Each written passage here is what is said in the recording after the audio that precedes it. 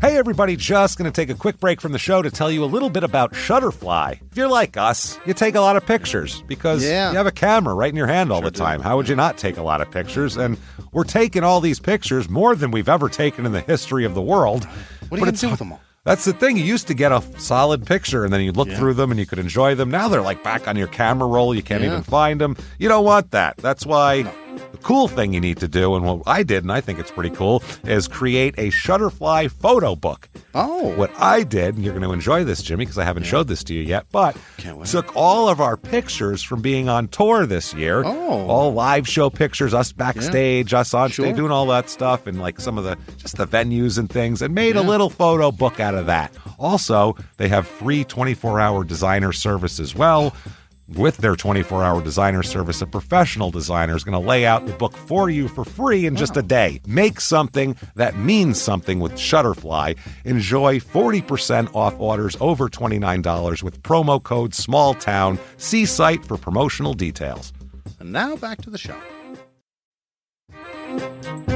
Hey everybody, just going to take a quick break from the show to get you styled up with Stitch Fix. Shopping's hard. It's hard. With Stitch Fix, you get a stylist, though, who understands your style, your size, your budget, and they do all the shopping for you. Wow. This is excellent. Shopping, I'm telling you, shopping and figure out your style, it's overwhelming. Let somebody help you when it comes to getting dressed. We don't know what we're doing, so we let Stitch Fix help us out. A Stitch Fix stylist there. They know what works on us. We get the prices that make us look really good, and it feels good. You get some confidence boost walking around knowing that you're looking decent here. Oh, yeah. Yeah, we just give the stylist our sizes, style, budget preferences. We order boxes when we want, how we want, no subscription or any of that required. And they send called Just For Me pieces as well. Like, maybe you'd like this, and it's awesome. Outfit recommendations, styling tips. You keep what you love, you send back the rest. It's super easy. Yep. You can do it, and we are doing it because it's excellent. Personal styling for everyone. Get started today at stitchfix.com/STM. That's stitchfix.com/STM. Now back to the show. This message comes from Greenlight. Ready to start talking to your kids about financial literacy? Meet Greenlight, the debit card and money app that teaches kids and teens how to earn, save, spend wisely, and invest with your guardrails in place. With Greenlight, you can send money to kids quickly, set up chores, automate allowance, and keep an eye on your kids' spending with real-time notifications. Join millions of parents and kids building healthy financial habits together on Greenlight. Get started risk-free at greenlight.com/Wondery. This week, in Petal, Mississippi, a vicious murder rocks a family as everyone else scrambles to find a motive. Welcome to Small Town Murder.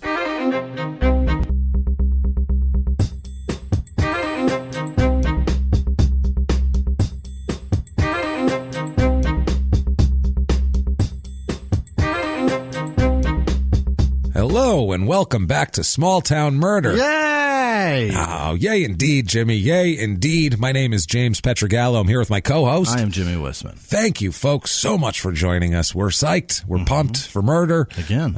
Which sounds weird. Yeah. But in context, it makes sense. So when you'll listen and you'll be like, oh, yeah, that's why they're excited for murder. We'll get to that. We have a good time here. We'll talk about how we do that in a second, and then we'll do it. So we're going to have a good time. Thank you, everybody, for everything this week. Thank you for your iTunes/Apple Podcast, whatever the hell reviews you want to call them. If you haven't done it yet, please get on that. Give us 5 stars. It really, really helps drive us up the charts. So if you want to help out the show, that's a good way to do it for 100% free. Funky food. And iTunes and their funky algorithm. I don't know how it works, but the charts seem to weigh. They seem to weigh on the charts. So please do that. Doesn't matter what you say. It's not for our ego. Just whatever you want there. Also, you can do everything from shutupandgivememurder.com. Yes. You can go there. You can get tickets to live shows, which are, if you're listening the day this comes out right now, today, on a Thursday, well, we are in Atlanta tonight. So if you're in Atlanta, we think there's a few tickets left. Go on and scoop them up. It's awfully moist. Get there. It's going to be raining, of course, and cold. So we're just we're flying in right at the right time. Then we're going to Minneapolis after that for Saturday's show. That's sold out, so if you don't have tickets for that, sorry. Right. But it's going to be freezing there. It's like 20 degrees, so bring that'll our be wet fun. luggage and let it freeze. And let it freeze solid, and then fly down to Denver and let it freeze and then thaw out and then freeze again, because it's who the hell knows what happens there. So get those tickets.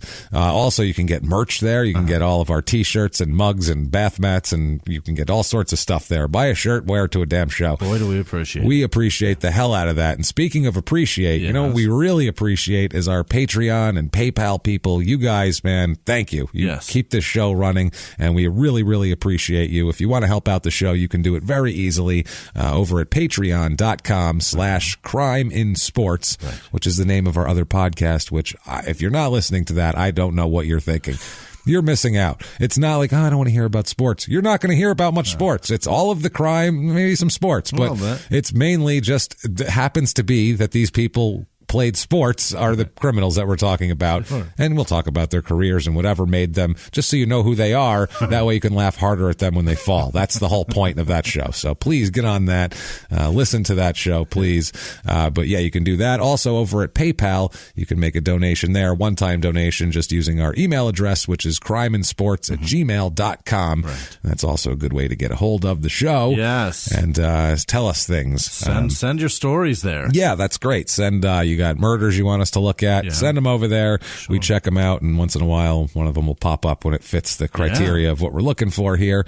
And that said, man, I think we need the disclaimer at this point. Let's do it. Let's do the disclaimer. Listen, this is a comedy podcast, okay? It's a comedy show. We're comedians. We are. That's the way it is. So we're going to make jokes. There's jokes around this stuff. And if you say, what's so funny about murder? Anyway, there's a lot funny about a murder. Not necessarily the actual act of the murder, obviously, but around it. Think about the circumstances. There's always crazy people. The murderers usually aren't too stable. Never. There's small towns in this case. There's bumbling police forces. There's so much around it to laugh at. And we're going to do our best to do that. Right. But if you can't find it, then you're not looking hard enough. You're not looking hard enough. But what we will also do our best to do is to not make fun of the victims or the victims' families. That's kind of how we roll here, because we're assholes, but we're not scumbags. That's the truth there. So if that sounds great to you and you're on board, awesome. We're going to get along and we're going to have a good time. Yeah. We're all in the car. We're on the way to rob the liquor store. So we're all involved at this point. No complaining. If someone accidentally squeezes the trigger and a small Korean lady's brains end up on the plastic vodka bottles and cartons of Marlboros behind the counter. On the lotto tickets. You are just as involved for those brains on the scratchers as anybody else out there. So no complaining. We're all on board. And if you think true crime and comedy should never ever go together and no jokes should be made in any sphere of a murder possible, then you're not going to like the show probably. Out of here. And have a good one. Nice to meet you. Unsubscribe, probably best for both of us. Everybody else who wants to have fun and have a good time and enjoy your life, because you're not murdered yet, obviously, if you're listening. Then yet I specify. You never know. Then, you never know. I think you should shout out as loud as you can, wherever you are, in your car, on your Stairmaster, wherever the hell you are. On the bus. If you're in a conservative office, maybe go into the bathroom, go into the stall, say it quietly to yourself into some toilet paper, but shout out, shut up, and give me murder. Let's do this. Yeah. What do you say, Jimmy? I would love to go on a trip. Let's go on a trip. All right. Let's do this. We were in New Jersey last week. We were in the southern New Jersey panhandle, which, by the way, we got some feedback on that. Number one, everyone from New Jersey was like, nailed that area. Nobody was like, hey, fuck you, it's great there. Everyone was like, you nailed that perfect. Right. Only thing is, locally, they're called pineys. That's what they call Southern Jersey people. No, that's not what they call themselves. Okay. That's what the rest of them call. They're pineys, because that's the pine forest down there. And they're south of the pine forest. So this one guy said that's like worse than a piney. Okay. That's piney fucking plus. Piney squared. The pineys make fun of those people. Yeah, they'll make fun of those people. So interesting. We were in New Jersey. Now let's head down south to Mississippi. Oh. Yeah, we're going southern. Should we? We're doing it, Jimmy. To the site of our first small-town murder, which was in Mississippi, if you remember, episode number 1. And one of the few places we got shit from people for making fun of. That's true. The Mississippi people are very sensitive, as people in shitty places normally are. Very sensitive, which you shouldn't be. We live in Arizona. We make fun of it because we know it's terrible. You should do the same with your shitty town or city, wherever you are, your state. You know, in New Jersey, no one got mad. They were like, it is fucking terrible. It's even worse where you were talking about. Holy shit, it's awful down there. So Mississippi, for a sense of humor, Mississippi, for a place with so much ingrained and historical hatred, they're rather sensitive. Like, why are you so sensitive? They're a little sensitive, and for a state with a one of the lower literacy rates in the country, it's odd that they have such a difficult state to spell. That's also interesting. Good job here. But Arizona, too, the state we're in, we were the last state to take Martin Luther King Day. I know Arizona's terrible. That's what I mean. We're never shooting down. No. We're always just, We're always picking off people it's above us. Yeah. There's no down from here. So, sorry. We're all in the same boat with you. It sucks. So, we're going to Petal, Mississippi. Petal. This is southern Mississippi, too. This is rose petal or like pedal a bike? Petal. Okay, petal. like a rose. And if one of you says it's Petal, go fuck yourself. It's not. That's not how you say that word. So, no, it's not. I'm just trying to think, is pedal Pedal? That's pedal on a bike. No, that's DLLE. Oh, yeah, you're right. What am I? No, that's to like sell something, to peddle something. That's like if you're peddling drugs. Never mind. I'm a good speller, I swear. Yeah, no, I know you are. That's fine. We're gonna get past this. This is rose petal. I think it's like that. We need to move on anyway. Either way, it's at the very bottom of the county it's in, which the county, this isn't at the bottom of the county, but the county it's in, the very southern part of it is in the Mississippi Panhandle. Right in the middle. So this is a Mississippi Panhandle county anyway. Fantastic. So last week we had the Jersey Panhandle and now Mississippi. Right. So we are just diving into the wonderful places. Sifting through it. Sifting's a good word. Yeah. It's about... an hour 40 to Jackson, Mississippi, which is the capital. About 2 hours to Louisiana, to New Orleans over there. So, you can get down there. And about 4 hours and 20 minutes to Sarah, Mississippi, our first episode, which is way up in northern Mississippi over there. If there isn't, it feels weird even saying the word north in Mississippi, even if it doesn't belong there. It's so southern. At all. It's so southern. The whole state is south. Yeah. And yes, we are biased, and I have nothing against the South. I'm from New York, and like when we go to Georgia, I'm going to pretty much hide out in my hotel room to avoid a My Cousin Vinny situation happening in any way, shape, or form. I don't know. I don't know what's going to happen down there. Blue sharkskin suit digging a car out of the mud. No, I'll be Ralph Macchio. That's my concern. I'm not going to be Vinny. I'm going to be Ralph Macchio, and they're going to pin fucking some horrible thing on me. I shot a hillbilly. It's Ford Tempest. Yeah, no. It's in Forest County here, zip code 39465, area code 601. It's about 17 square miles. And the motto of this town, this is on the website, and they really tout this a lot, is the friendly city.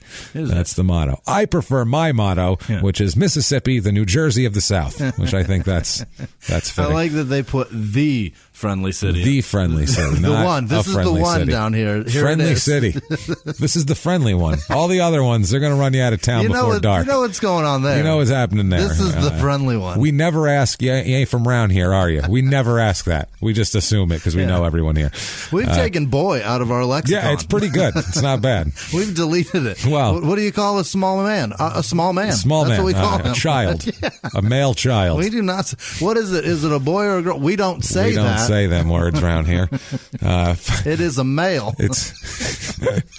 That's great. It's located along the Leaf River, for whatever that's worth. The first postmaster of Petal was Irving A. Polk. Now, this is only important because of the name of the town derives from him.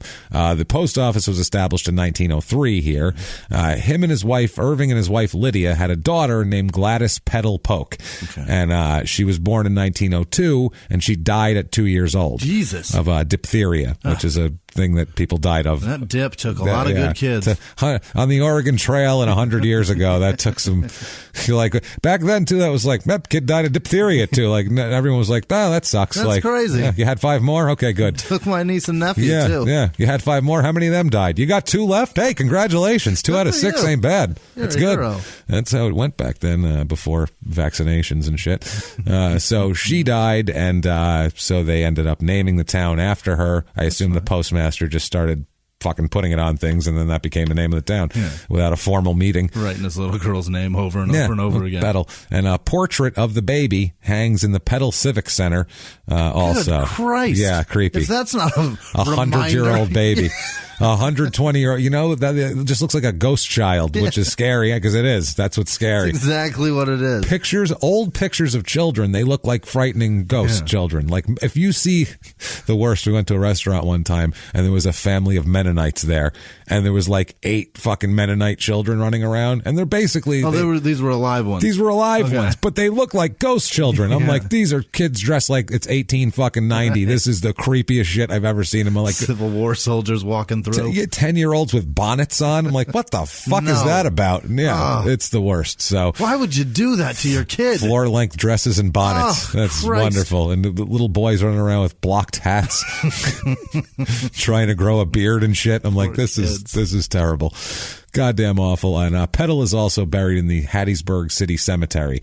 This was until the 70s. This was part of Hattiesburg, Mississippi. It's part of that area, but it's not. That's our friend Drew and his girlfriend. That's right. Jessie, that we met in Nashville. Right. They were very cool. Yes, that's true. And they make T-shirts. They do. Yeah. But also, you should buy those T-shirts. By the way, may as well. Yeah. What are they? They're nice people. Let's plug them. They're great people. The shirts are never have a bad day. Never have a bad day shirt. Also, you can find them on Facebook. Let's make this the plug minute. Okay. Also, buy Sarah's book. It's very goddamn funny. I'm telling you that. I'm not saying husband or not, if it sucked, I'd be like, she wrote a book. But it's actually fucking hilarious. It really is. So buy it. It's called Small Potatoes. Sarah Hunt. Get it on Amazon. You'll enjoy it. Trust me. Her sense of humor is dark and funny, and it's about just funny shit. So anyway, this post office here, we'll get to this. They said the post office needed a name, and there's different accounts of who came up with it, but somebody suggested Petal during a community picnic is basically what happened. And they said, yeah, sure, that's nice. And the wife of the dead child thought that was a nice gesture. So they did it. And who cared back then? There was nobody there anyway. So what the fuck did they care? And everybody in the town probably just felt that way. It's the friendly town. It's the friendly town. So we'll take in this baby here. For much of Petal's existence, most of it was known as the largest unincorporated town in the United States. I don't know whether that's actually true or not, but that's what they called it all the time. Because it was separate. It was still kind of in Hattiesburg, but it was a separate community completely that had a pretty good population of its own. So it made no sense for it to be part of Hattiesburg.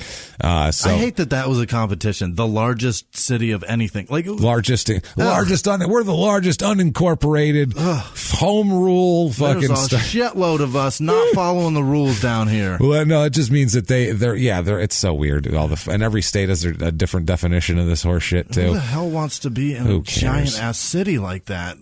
Well, I don't want anything to. Well, if you live in who the hell knows? I get really upset when we're the largest this or the largest that. Yeah, I don't. Whether it's the largest ball of yarn or the largest anything, whatever your largest is. If you need to have a largest to put your town on the map, it's sad. Yeah. Especially largest unincorporated. Where do people go? Hey, honey, pack the kids up. We're going to Petal. Right. Why is there like a Six Flags there? So no. It's the largest unincorporated town in the United States.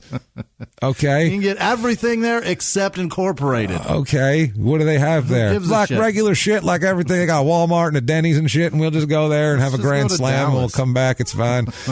Just fuck. So, April of 1974, that is. I guess I should differentiate. Petal separated from Hattiesburg, and on April 5th, 1974, it was incorporated as the city of Petal.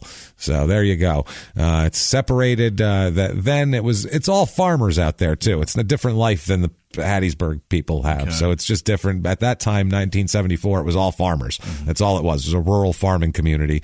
And slowly, though, that started changing and they modernized. There's less farms. There's more shit going on, including this is big business when this comes to town, Jimmy. Now, I should have put this in things to do, but we'll find out why I couldn't. Okay. But this here, I mean, I'm surprised. I'm really surprised they didn't make this the new Hollywood. Yeah. Or, I mean, just move D.C. Just move the White House here, honestly, because in 79, the International Checker Hall of Fame came here. What is there, 2 people in that? And that is actually, I think you're going checker no, this is actually people who play checkers well. Jesus. That's the Hall of Fame that's here. It opens in 1979. They're all 7. All 7 of them. Founded by a guy named Troy Ford. Now, Troy, regular spelling, F-O-R-D-E, the O has a fucking line through it like he's a Nordic person, but the Troy has no fucking line. Why is that? I understand it's probably different pronunciations, but no. Is that fjord? Is that fjord? Why do you have so many? I don't know. Why do you have so many ways to write a vowel? I don't understand. With the slashes above the dots and the there's dots and there's umlauts and there's. Stop it! Enough. We get it. Use other letters to tell us how to pronounce things. It doesn't matter. If you speak the language, you can pronounce it either way, probably. Well, there's probably an O, and then there's 5 different ways to do it. I get that, but you can also accentuate that with another letter that makes that sound. Or change. But then again, that's English. So what the fuck do we know? If that letter creates a problem in the pronunciation of the word, change the fucking word. Or you can just change the word. You can do anything you want. You're in control. That's what we're saying. Do your thing here. But it was located, this Checkers Hall of Fame, in a Tudor-style mansion in Petal, Mississippi. It housed a large collection of Checkers memorabilia. What is I checkerboards. There's 3 things for a checkerboard. The first kinging that ever occurred. You got red, you got black, you got a red and black board. That's it. It had been home to a statue of Checkers great Marion Tinsley, a Checkers library, how many fucking books are in a Checkers library, and a museum, as well as the 2 largest checkerboards in the world, and host to a number of checker tournaments. Unfortunately, it was destroyed by fire in 2007. The whole thing burned to the fucking ground. 2007. 2007. Took it a while to burn. It took almost 20 years. It's fucking crazy too. They had this. Well, if Marion's so fucking great at checkers, how come I never heard of him? Never heard of her or him. We don't even know what you are. Sorry. I don't even know what to call you. I don't know whether to call Marion? you Marion. Who the hell? And it was featured on Ripley's Believe It or Not. This mansion. Believe it burned down. Can you fucking believe there's an entire place dedicated to checkers? Isn't that unbelievable? Can you believe anyone cares about this? There's people here. Believe it or not. Look. People have taken their children here as the thing to do today. That's the real Believe It or Not. That's the Believe It or Not here. It would host the World Checker Championships. Those are the questions I want Dean Cain asking on that show.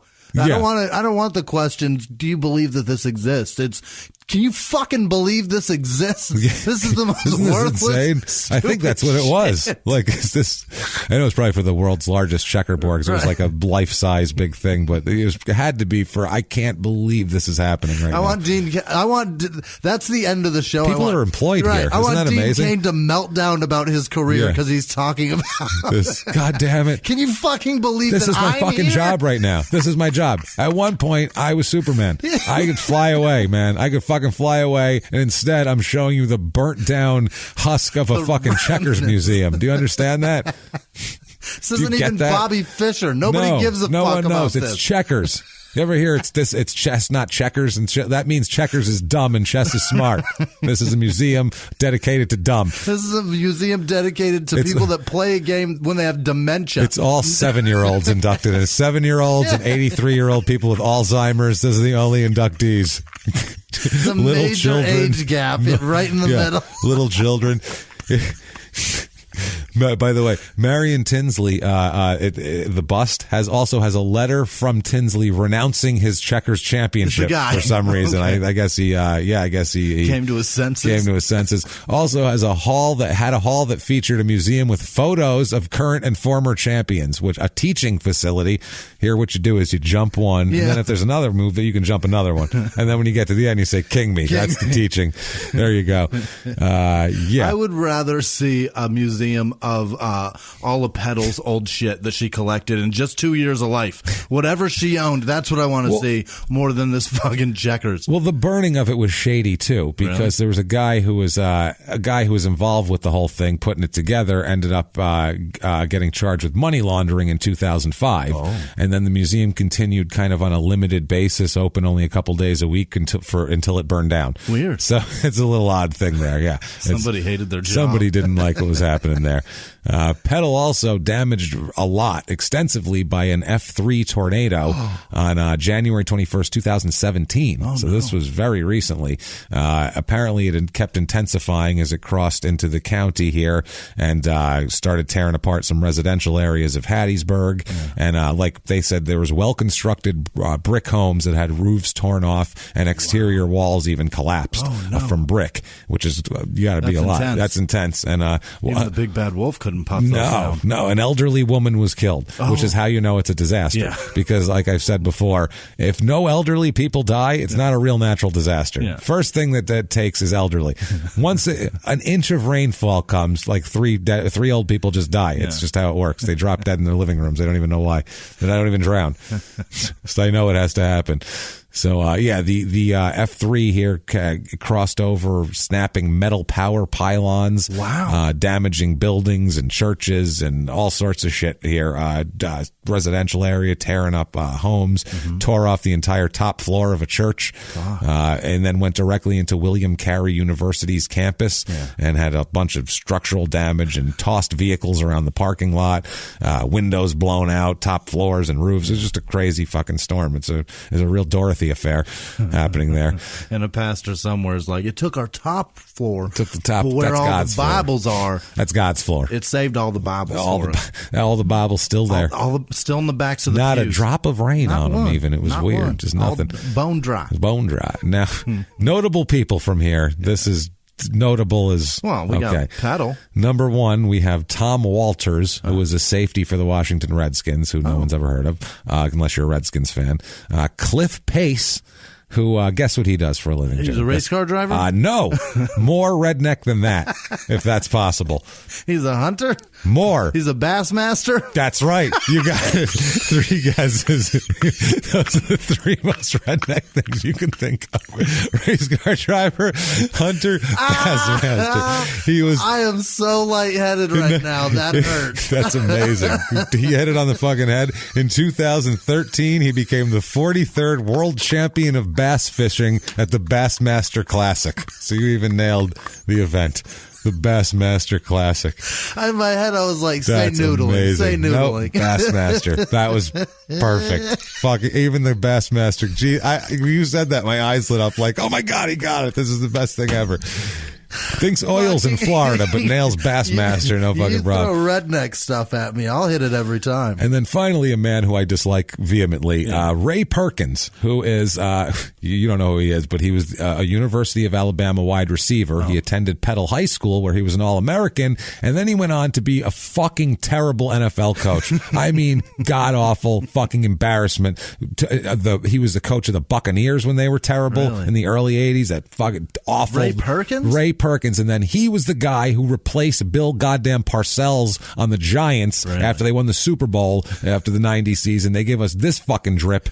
He comes in, absolutely ran it into the ground. He had a look on his face like, please don't hit me. He was a douchebag. He caused my father several broken remote controls over a long season of Giants watching. Put it that way. You son of a bitch bastard, he would yell. So, people in this town. It started out 1980. There's about 8,500 people there. By 1990, some people came to their senses and left.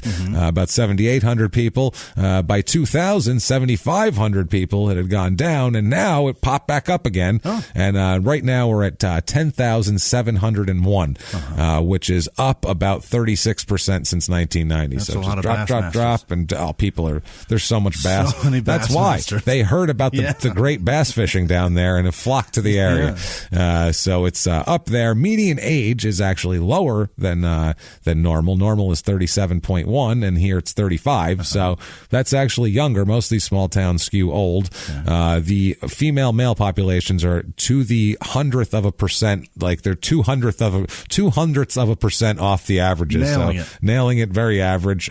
More married people than not, which in some of these towns, there's more religious people, as we'll get to, so you're going to get kind of the higher marriage rate there.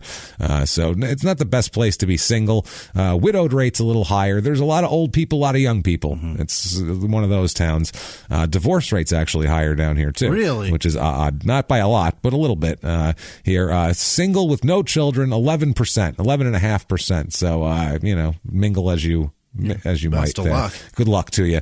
Race, that's a bleak Tinder profile. That's tough. Well, normally it's about 10%, so they're actually above. They're a little higher? A little higher, actually, but, because there's some young people. But with a small population, that's tough. Yeah, with 10,000, so there's 1,000. There's 1,100 single people roaming around, so good luck to you. That's not good. That's not good with no kids, so hopefully you'll find each other. Now, race of this town, 77% white, 10% black, so it's, a whiter southern town. But there's some black people there. Friendly, remember? Yeah. Friendly city. The friendly city. The friendly city. Half about 0.52% Asian, so not a lot of Asian there. It's about 10% of the average that's normally there. 8.29% Hispanics. That's about half the average Hispanic population that's normally around. So it's pretty goddamn white. Is what we're getting into. It's what you think of with a southern town.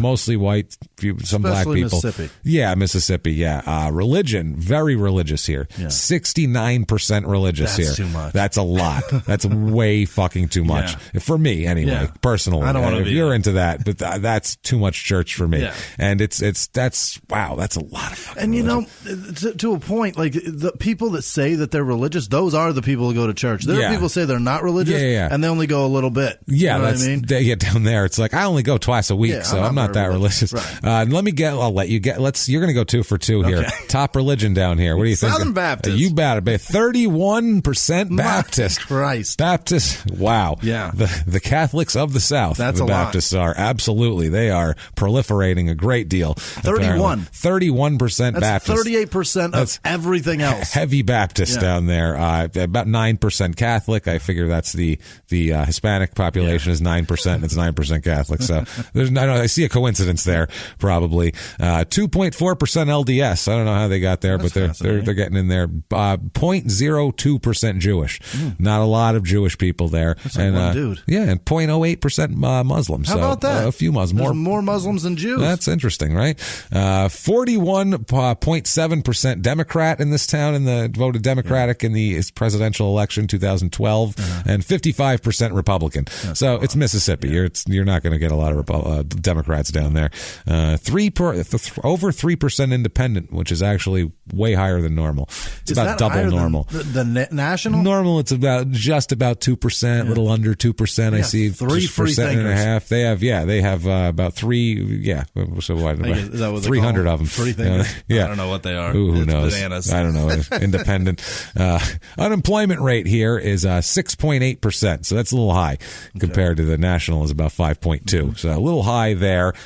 Median household income, though, is actually close. Nationally, the national average is about 53,500. Here it is 51,000. That's great. So that's not bad. That's on par. The high end of the income isn't very high. There's not a lot of like above 150,000, but there's a lot in the, the middle seems to be solid. Okay. Middle income seems to be a lot of that there. 20 to 40. Yeah, it's something like that. Yeah, there's a lot of that there. Jobs, there's a lot of retail trade. There's a school there, like we said, the college. So there's educational services and a lot of old people because it is almost double the healthcare and social assistance type deals down there too. So apparently it's paying well, so that's not bad. Cost of living, after all this, 100 being par average normal. Cost of living here is 90, so it's pretty high. That's expensive for Mississippi. It is. The housing is a 76.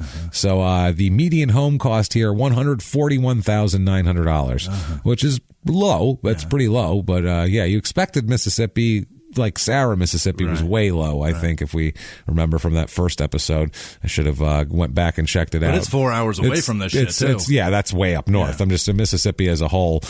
Here, it's a lot of the houses are between 100 and 200,000. Over 50% of the houses are that. But there's also there's about 20% that are between 60 and 100,000, which is low. So not a lot in the high end range. And Mississippi's on the Gulf Coast, right? It is. It's on the Gulf Coast. Yeah, this is close to the water. Not too far. It's probably an hour, not even from the water. So if we've convinced you that you need to be in Petal, Mississippi, we have for you the Petal, Mississippi Real Estate Report.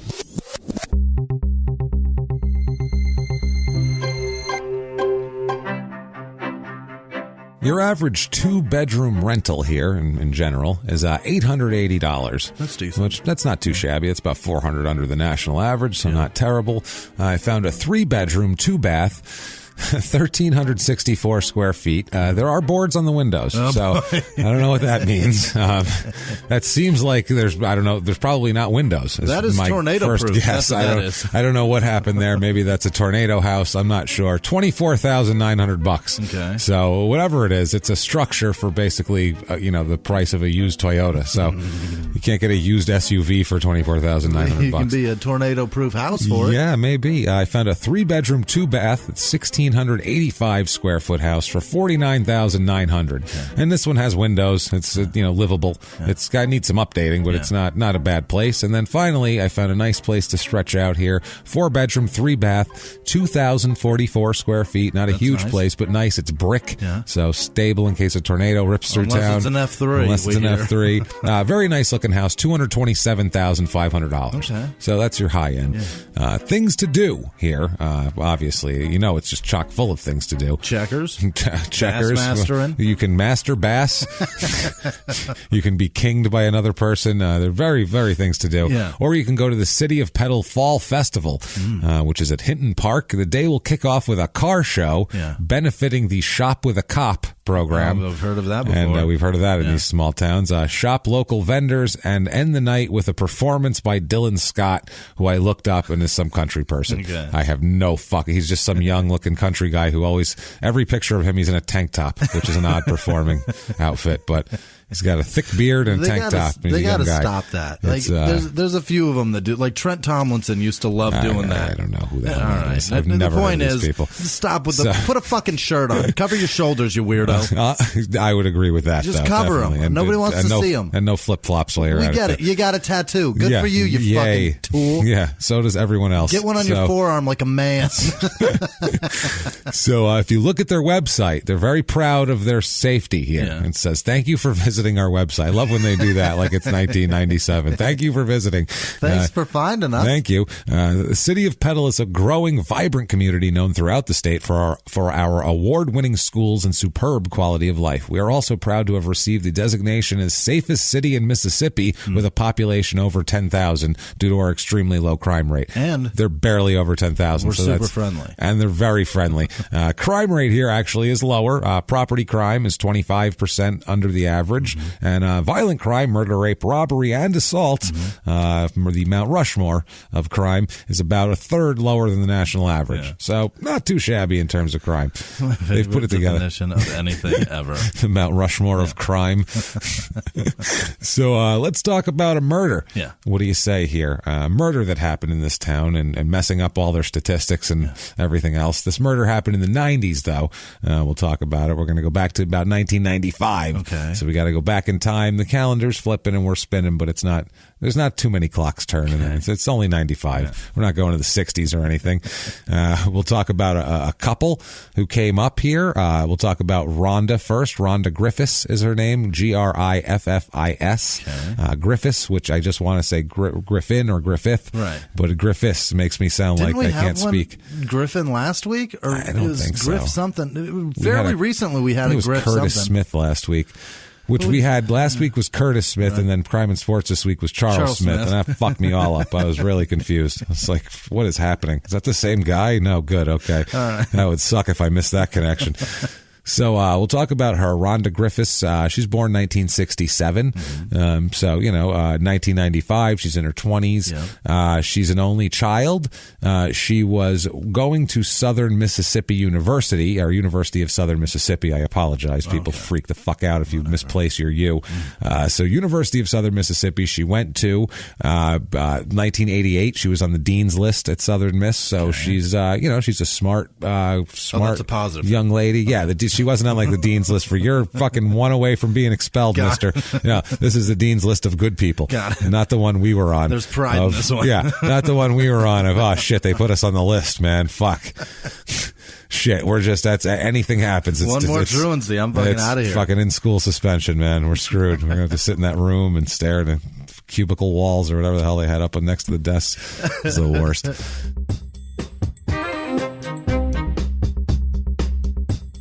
Hey, everybody, just going to take a quick break from the show to tell you a little bit more from our friends at Simply Safe. SimplySafe.com/small. Right? That's right. If you've been thinking about getting a Simply Safe home security system, but have been waiting for the holidays when all the good tech deals come out, you've made a smart move, because right now we can get you a great deal on Simply Safe. If you just go to simplysafe.com/small, you get 25% off any new system. That's an amazing deal. They rarely do anything like this, but they're doing it just for the podcast listeners, so take advantage of this.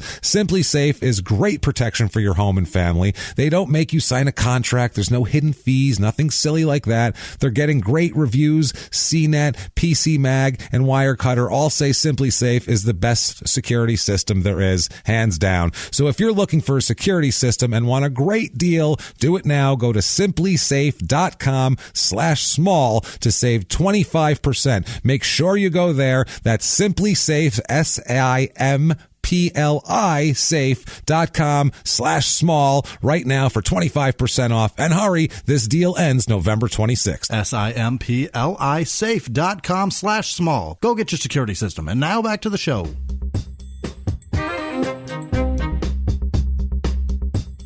Hey, everybody, just going to take a quick break from the show to tell you about a great sponsor, Madison Reed. Madison Reed, Madison-Reed, oh, that's right. REED.com. You have to go there, guys. Well, I should say ladies here. This is for you guys.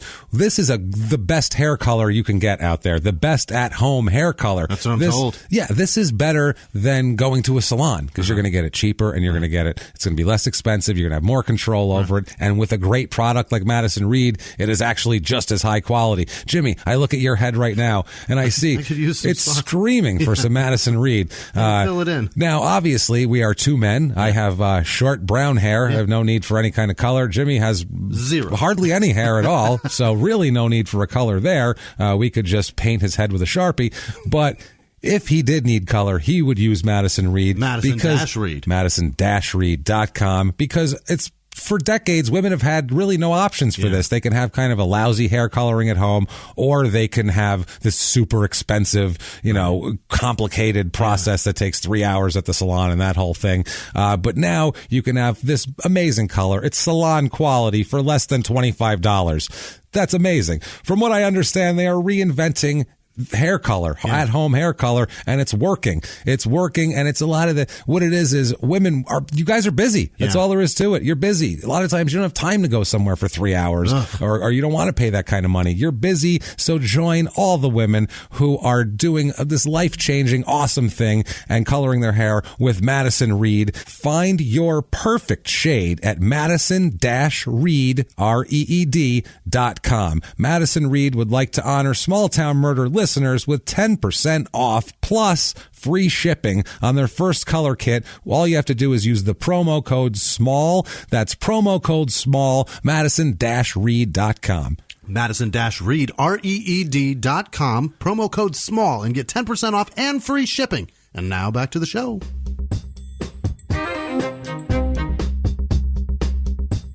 So she ends up meeting a young man named David. Her name, by the way, Rhonda Hatton is her maiden name. Griffiths is her married name. Rhonda Hatton, as she is until she's married, obviously. So she chose to marry somebody with that last name, Griffiths, knowing that one day in her life, she's going to go. I wish there was an N or a TH at the end of this. Can we just? There's got to be more consonants. We got to modify this. We can lose the S and just have a TH. We could be Griffith. That's not bad. We could put a TH and then keep your fucking S. We could be Griffin. Yeah, we could be the Griffins. Oh, that's cool. I'm into that. Right. We can have the apostrophe on the outside and on our doormat. That's great. It's beautiful. No, it's not. She meets this guy in college. While she's in college, and like we said, she ends up going by Rhonda Hatton Griffiths. She's like, look, my name. I wasn't born Griffiths, so trust me. Right. She meets him and ends up leaving school and dropping out of school because she gets pregnant in college with David's child, and they end up getting married and settling down. And she always hopes to finish her degree at the university here at some point, because she was, I think, 3 years into it, so she doesn't have that much to go. So she's that's her hope. Okay, they have a young they have a child named Justin when she's in 1988 when she's finishing. That's her dean's list year. So she was on multiple lists: the dean's list, the pregnancy list, the maternity list. She was on a lot of lists that year. The Lamaze class the list. Lamaze class list, the list of fun girls also. Just fun chicks list from David Griffiths there. But no, they settled down. They have a nice, they were a serious couple. They weren't fucking around. They're a serious couple, and they end up settling down. And 1990, they have another son named Jeffrey. So they have Justin and Jeffrey as their two sons. At least their last name isn't Jiffis or something. That would be Justin and Jeffrey Jiffis. Johnson or John. They could go forever. They could go J names. Any J name you have, that's the one here. So after that, though, she's a homemaker. She takes care of the kids. She takes care of the house. They live in a trailer in Petal. And she takes care of everything, takes care of the kids. It's a big deal. She's a member of the parent-teacher organization at the elementary school. She's a very involved mother. She's a homeroom mother. She's one of the kids, one of the ones that takes the kids in. And she's also a very prominent member of, not prominent like rich, but prominent like well-known and seen, member of the Crestview Baptist Church. So she's these are good upstanding people by the broadest of definitions that we do in wherever we go. Warm Southern homemaking folks. Nice people, not bothering anybody, fucking, minding their business. Fearing God and minding their business and having kids and staying out of people's shit. So they're fine. These people are fine. They like I said, they live in a trailer. He owns a landscaping business. Does David. So that's how they make a living. And he hires a lot of people, young people mainly, college students, a lot of them are, because there's a college around there. So whoever to do, landscaping able-bodied work. folks. Able-bodied, young. It's tough work, especially in Mississippi. Oh, boy. You go down there in that humidity and that heat. I hear they do bush hogging They will hog the fuck out of a bush. They will hog it so hard. No, they go bush hogging. They don't do bush hogging. They go bush hogging. Doing is something you have to do. Going is something you want to do. You want a bush hog. But that heat down there, that's a special kind of heat. That's that's fucking, if you've ever seen Biloxi Blues, the Matthew Broderick movie based on the Neil Simon play there, he says they're in Biloxi and he's like, this is hot. This is like Africa hot. It's murderous. This is insane. Like they've never felt heat like this before. It's hot and it's humid and it's heavy and you can't breathe. You can't breathe. So to do landscaping work out there, there's bugs and shit. They're all stuck to you because you're sweaty and it's disgusting. So the weather-wise, their legs, like they land on you and then their legs spread out and stick to your arms. They can't move. And they're stuck too. They're asking, hey, little help. Blow on me. Little help, asshole. Here. Can you knock me off? And then they have to hope the weight of your sweat doesn't drag them right to the ground. They don't weigh anything. So, he hires a lot of kids, basically, a lot of young guys to do work. Not a lot of young ladies doing outdoor landscaping work in Mississippi in the 90s. Fear those women. If you are, those are tough chicks. Those are tough chicks. That's a chick you want to hang out with because she's cool and tough. I bet she'll drink you under the table. And she'll drink your ass under the table. She'll show you how it's done. Yeah, if you get a bush hogging chick, you hang on to her. Not just drink. She'll show you how everything is done. And you listen because she knows. You're going to learn a thing or two. You're going to fucking learn a lot. One of the people they hired is a young man man named Larry Puckett. He is, by all accounts, a wonderful high school student, nice kid. He was the first Eagle Scout ever at his high school. Wow. He's the first kid at the high school to make Eagle Scout, because that takes usually years. older. Yeah, it's older. So he did it at a young age and was honored at that award. They had an awards ceremony before he graduated. He's the only Eagle Scout. That's only scouting every day. And that's in the 90s. This is in 1995 this happened. So, like, I was in school in the 90s. If a kid had a ceremony for being a fucking Eagle Scout in the 90s, I can't tell you the abuse he would have suffered. It would have been horrific. And I've told you, my friend did swift it. and he was well aware that the retribution was, you want to hide that shit as far. He had a ceremony in front of the school. Fuck that. That was the let's have a ceremony. Let's all go to see the guy we're not going to have sex with. Let's all go. Everyone, round up. No one have sex with him.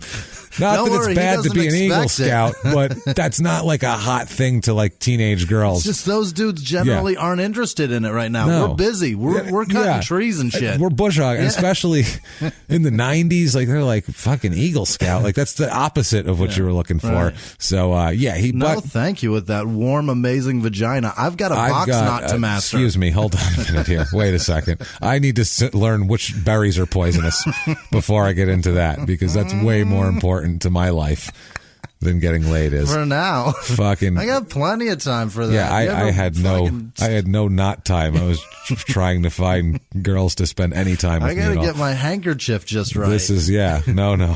My ascot's askew. Wait. Hold on, my ascot's askew. So he has that. Everybody thought, his family all said he was a great kid, never gave them any fucking trouble. All the teachers loved him. He's just a fantastic kid, and he has a tough time. His name is Larry Matthew Puckett. He goes by Matt. Yeah. So we'll call him Matt, but he does. Matt Puckett, which is better than Larry Puckett. You wait to take that first name until you're balding and everything's falling apart. Larry Puckett sounds like a plumber. Yeah. That sounds like you're going to give me your card and tell me you can unclog my pipes. Like, it's like Matt sounds like a scout. Matt Puckett sounds like a scouting kid right there. Yes. That's a kid who can tie a knot like nobody's business. When he's in his senior year of high school, his dad has a heart attack. Which is rough. It's a young age for that sort of thing, and he's unable to work for a time because he had a heart attack and he's recovering. And so Matt, in his dad's absence or convalescence or whatever, he steps up and he continues to go to school and continues to do really well and continues his Eagle Scouting, but also works his ass off on the side at night on the weekends and gives his whole paycheck to his family. Wow. Just comes home and just says, "Here's my money," and just gives it to his family to now he has contribute. Super successful podcast. Now he's got a great. That's a hard-working son bitch. That's what I mean. He was just doing very, very well. Come October of 1995, he's scheduled to leave for the Navy in late October. What? So he signed up for the Navy. He's an Eagle Scout. He's another thing. Like, if you look at just a good all-American, whatever the fuck kid, like that's who they would describe it as. Epitome. Yeah. If this kid gets hit by a car, there's sad music and pictures of his childhood on the local news. What could have been? Period. Yeah, that's the end of it. He's like, oh man, he had his whole life in front of him. This is what you hope your boy turns out to be. Yeah, that's. I mean, he had everything going for him in terms of what he wanted. I mean, in his wants, he wanted to be in the Navy. He liked the Boy Scouts. He liked the Navy. It's the same color uniform. He was like, okay, dark blue. I'm into this. Yeah. That's fine. This works. So Matt Puckett was employed by David Griffiths, and while he was employed there, obviously, before they leave for work, they would all congregate basically they'd meet at David Griffiths' trailer, and then they'd all leave in the trucks from there. Got it. Congregate there in the mornings before that, and so they got to know Matt Puckett a lot. They considered him a good employee, and even this was the work he was doing, landscaping work to help his family out afterwards. That's why he got the landscaping job. So this is, he went and did hard work too. He didn't just be like, I'll go work at the fucking movie theater and hand out good and plenties for a couple hours on the weekend. Yeah. He was breaking his fucking ass doing this shit. So they considered him a decent employee, and they actually, one of the letters of recommendation to become an Eagle Scout, apparently you need people to say how wonderful you are. I don't understand that. I've never seen him punch an old lady. They can't. Yeah, they can't. I seen him never push one down in the street neither. He never punched her, never pushed her down. It's not bad. It's not bad. Fact, he grabs them right by the hand and just traipses them all over town. I have 2 young sons. Yeah. He did not molest either one of them. Not one of them. Not one time. Not even once. That's too big. Not even by accident. Not even by accident. Now it's he doubled the ante on the dicks in the house. Underage dick, not for him. Never rubbed up against him. Nothing like that. Nothing. So it's good. Good. Taught him a hell of a box knot. It's good. Well, actually, in reality, we have the letter here that he wrote. I actually do. It's fucking funny, but I was reading it. You were reading. That's good job, Jimmy. There you go. So moving on, the letter. The letter is written on Southern landscape stationery and everything from the company, and it says, quote, this is written by David, quote, during the past 2 years, I've had the opportunity to employ Larry Matthew Puckett. Matt is an aggressive employee and a quick learner with a very positive attitude. Along with these valuable skills, he also interacts well with his coworkers as well as the customers. Matt is a morally conscious young man who will definitely have a positive influence on everyone he comes in contact with and on everything he tries to accomplish. As Matt's employer and friend, I wish to highly recommend him for an Eagle Scout. If any further recommendations are needed, please feel free to contact me at the address or phone numbers listed on the above letterhead. Justin David Griffiths, owner. Very nice. So that is a great letter of recommendation. What I like most about the letter is that they didn't try to guilt the scouts into his dad had a heart attack. He's having a real tough time and putting food on the table really through his stepped up. Yeah, he's really stepped up. They didn't even say that because I feel like they know that anyway. He's got enough character. He's saying, this is what I know about him, man. This is what's been in front of me, and he's a goddamn good kid, and we all like him, and I trust him to come in my house and be around my kids and anything else. So, fine guy here. Problem is, at some point, he gets fired. Oh, no. Matt gets fired. Later on, the reason that David Griffiths gives for the firing is he said it was a complaint from a lady resident that he was following her on the walking track and scared her and made her uneasy. I have to walk you across that. You wait. Don't. I've been trained since I was 3 years old. If I see a lady walking, I'd take whatever's in her hand, carry it, and grab her by the damn arm. Now, you can either go along with it voluntarily, or I can do it by force.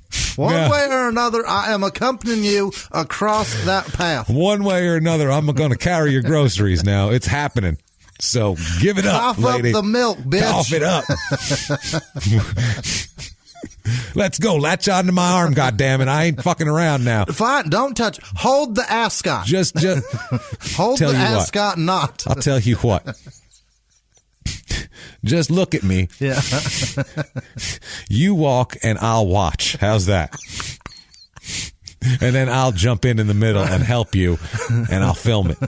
When you get to the yellow stripe, I'm going to give you a head start. Go. And then you get to that yellow stripe. Yeah, that's hot now. I'm going to catch you. That's hot now. Now take the grocery. Oh, yeah.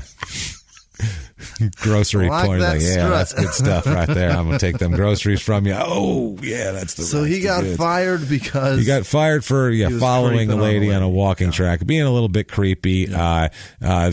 We had to do that. So the David said he knew it was Matt because he got the lady into his truck and drove her by the area they were working, and she said it was that one that did it. So David said he confronted Matt, and Matt denied it. He said that he never left the work area, he never went near her. She's nuts. I don't know what you're talking about, but he still fired him, and he said, "Look, I gotta go by the customer." What they said, fired him. Said there was no. I understand. He just said, I get it. I deny it, but, fine, whatever. He's a busy guy. I would assume at this point he's got to find another fucking job quick. Well, I got to find something yesterday, so have a good one. Go. I don't have time for this. If I'm fired later. Are you paying me through the rest of this chat? Is that, yeah. Are we paying through 4 o'clock, or did this end 3:30 when this started? Because I got to go. I could leave tomorrow or now. There's a paper route that needs something needs to happen. Yeah. So either way, if you're paying, I'm talking is what I'm saying. Or whatever else you need done now. I tie a mean box knot. Watch out. You got any old ladies need a walking? I'm your guy. So that ends up happening, and that was like a couple. That was September, I believe, of then, or before that, July, I believe. Okay. I'm sorry, I mixed my months up there. That's all right. July of 1995, that ends up happening. So that's it. Some time goes by, and that's the end of it. Nothing goes on. They don't hear from him at all. And then October 14th, 1995. Now, he's scheduled in a week, Matt is, to leave for the Navy. Got it. 95. Rhonda's mother, the Rhonda Hatton Griffiths here, her mother, Nancy Hatton, lives next door to them, which is not what you want. No. That is not an ideal situation at all. Ever. Even if you I like my in-laws. I don't want to live next door to anybody, really. No. I just don't want to see someone I know every time I walk outside. I just At one point I lived across the street from my in-laws. No. And it was a fucking disaster. And they're nice people. And it doesn't matter because every time I was, hi, hello, I'm trying to do this. My mother-in-law lived 2 miles What you away, doing over there? And that was nice because, convenience of dropping zone. them off. It's nice. That's but not bad. I don't want that. So, no. Yeah. I need some space. You need a little space. I don't need you smelling your daughter on me. That's weird. This is 150 to 175 feet from the Griffiths trailer. No. Is her trailer. That is not a long distance at all. That's very close by. That's a trailer length. That's a trailer. You can shout shit out the window and you'll just yell shit back, and you don't even have to yell that loud. That's just like, hey, Rhonda, what, Mom? That's way close. And through a trailer, that's no problem. Yeah. You could be doing anything and hear that shit. Heard Mr. Griffiths was doing it right last night. That's what I heard. They don't even leave the trailer, go to the window to talk, probably. They're just sitting in the living room. Rhonda, what? Back and forth, man. Jesus Christ. So on this day, on October 14th, Nancy Hatton, Rhonda's mother, had been helping the boys, helping Jeffrey and Justin put up Halloween decorations in the yard. They're 7 and 5 years old at this point, if you don't remember when they were born. So they're 7 and 5. She helped them put up Halloween stuff in the yard. Again, nice. Can't get any sweeter than that. The whole friendly thing with little kids with their grandma putting up decorations. That's beautiful. Apparently, Rhonda wasn't feeling well that day. She had a headache and she had a bunch of sinus problems going on. It's October, seasons change. I don't know. She had some sinus issues and a sinus headache, and so she didn't come out and help out with the decorations. Later on, in that afternoon, a few hours later, Nancy Hatton, the mother, was in her front yard. She heard what she describes as a scream and a thud come from the trailer that Rhonda and David live in. And so Mrs. Hatton here, the elder Hatton, Nancy Hatton, she runs inside back to her trailer and calls her daughter's trailer. It's right there. You could have just went there. Go bang on the door. I don't understand why she did that. That's really strange to me. But she does. Maybe she just also too. She doesn't know. Maybe she doesn't want to intrude. I don't know what kind of territory, what kind of boundaries they've put up in the relationship. It's very interesting. It is, but she might have said, hey, don't just fucking knock on my door unannounced, please. Right. It's bad enough we live 150 feet away. Call me before you come over. Even an emergency. If you hear a gunshot, don't you dare come in my house. Never. If you see smoke coming out, you walk the other way. You better go call me. Head. Yeah, just wet down your trailer and turn around. Spray it down with the hose. Now, this is, I don't know why she just didn't go, Rhonda, it's a fucking trailer that's right there. But instead, she goes inside and calls the trailer, I suppose, to be polite. Because it wasn't a gunshot. She heard a thud and a scream. So, that could have been dropped something. Shit, or who the fuck knows. So she calls the trailer. She said the phone rang 4 or 5 times, but nobody answered. Yeah. So she's like, God damn it. She hangs up and waits a second, picks it back up, dials again. Yeah. Makes sense. Nobody answers again. Now she goes out and she's like, what the fuck is going on? Nobody. I know she's in there. Heard her scream. Heard it. Maybe she fell and hurt herself, and that was the thing. So, let me go check on her. Yeah. So she marches out and heads over to the trailer next door. As she gets closer to the trailer, as she's walking up, she sees David Griffiths, Rhonda's husband, obviously her son-in-law, and Justin and Jeffrey driving up to the trailer in his truck. He's got a pickup truck. He's driving up. Of course, he just runs a landscaping company. He has an Alfa Romeo. It's very. He puts pine needles and bougainvillea clippings and all. Aston Martin. Just right on top of it and just holds his arm out on top. Ruining of it. The clear coat. Nobody's proud. Oh, fuck the clear coat. It's gone, baby. It's gone, babe. He goes. Rusty Nasty ass Aston Martin. He goes primer gray Aston Martin. That's how he gets down, man. He had been hauling pine straw all day, which sounds... Pine straw. Pine straw. Is that like pine needles? I believe it's pine needles. Should be, right? I don't know if that's some for kindling. I don't know what the purpose of hauling that is. Cleaning it out because it's a fire hazard? I mean, there's all kinds of reasons, I suppose. Where are you hauling it to, is my question. Are you burning it? Maybe you're burning it. Yeah. That's possible. Yeah. You might be burning it. That's some smoky shit. Anybody who does landscaping in the South, let us know what your pine needle policies are. Your pine, whatever your pine straw policy is. Apparently, this was his last load. That's why he took the boys for the last load. He'd been going back and forth. He grabbed the boys, went doing his last load. One of you boys can steer. One of you boys can steer. Right. Other one hold my beer. Right. That's how. One of them get me empties. Yeah. Re-beer me. Re-beer. Take these empties back to the cooler. That's how that works. Through the back window. I've done that. Yeah.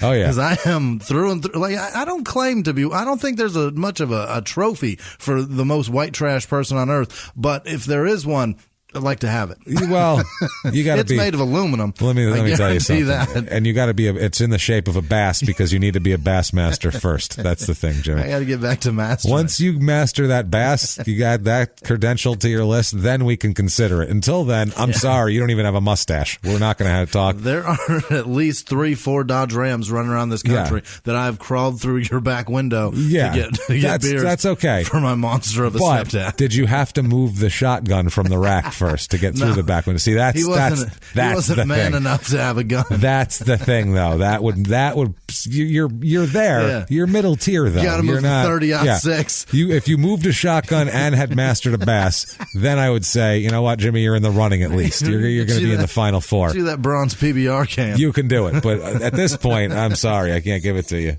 You're just. I got work to do. It's very average at this point. Very average white trashery. I'm sorry. Very, very sorry. So she sees them driving up, him driving up with his last load of pine straw and maybe to burn, and his two kids in the car. There was already a blue truck parked in the vacant lot beside the residence. There's like trailer, and then no trailer, vacant lot. There's a blue pickup truck parked there in that vacant lot that Nancy sees. Now, Nancy enters the trailer. Now, keep in mind, David and kids are still outside in the truck. She walks up, I assume waves to them and beelines it for the trailer. Right. So she walks up. She enters the trailer at the kitchen/dining room area and calls for Rhonda, and nobody answers. Okay. She says, Rhonda, nobody there. So then out of nowhere, Matt Puckett pops up from the hallway and into the dining room area. So out of nowhere, there's this kid standing there. He's 18 years old at this point, and he's just this kid. And Nancy probably doesn't know who the fuck he is. And maybe slightly recognizes him from seeing him in the yard or something, but this isn't like, my nephew's standing here or something. So he's standing there, and not only is he standing there, but he raises a club that he's holding in his hand up over his head and starts walking toward Nancy. Oh, no. So this is like some horror movie shit. Yeah. Like, he literally lifted it up and then walked over to her, like stalked over to her like Michael Myers or something, would hold his knife up. Just missing a weird mask. Yeah, very deliberate. This is very deliberate actions.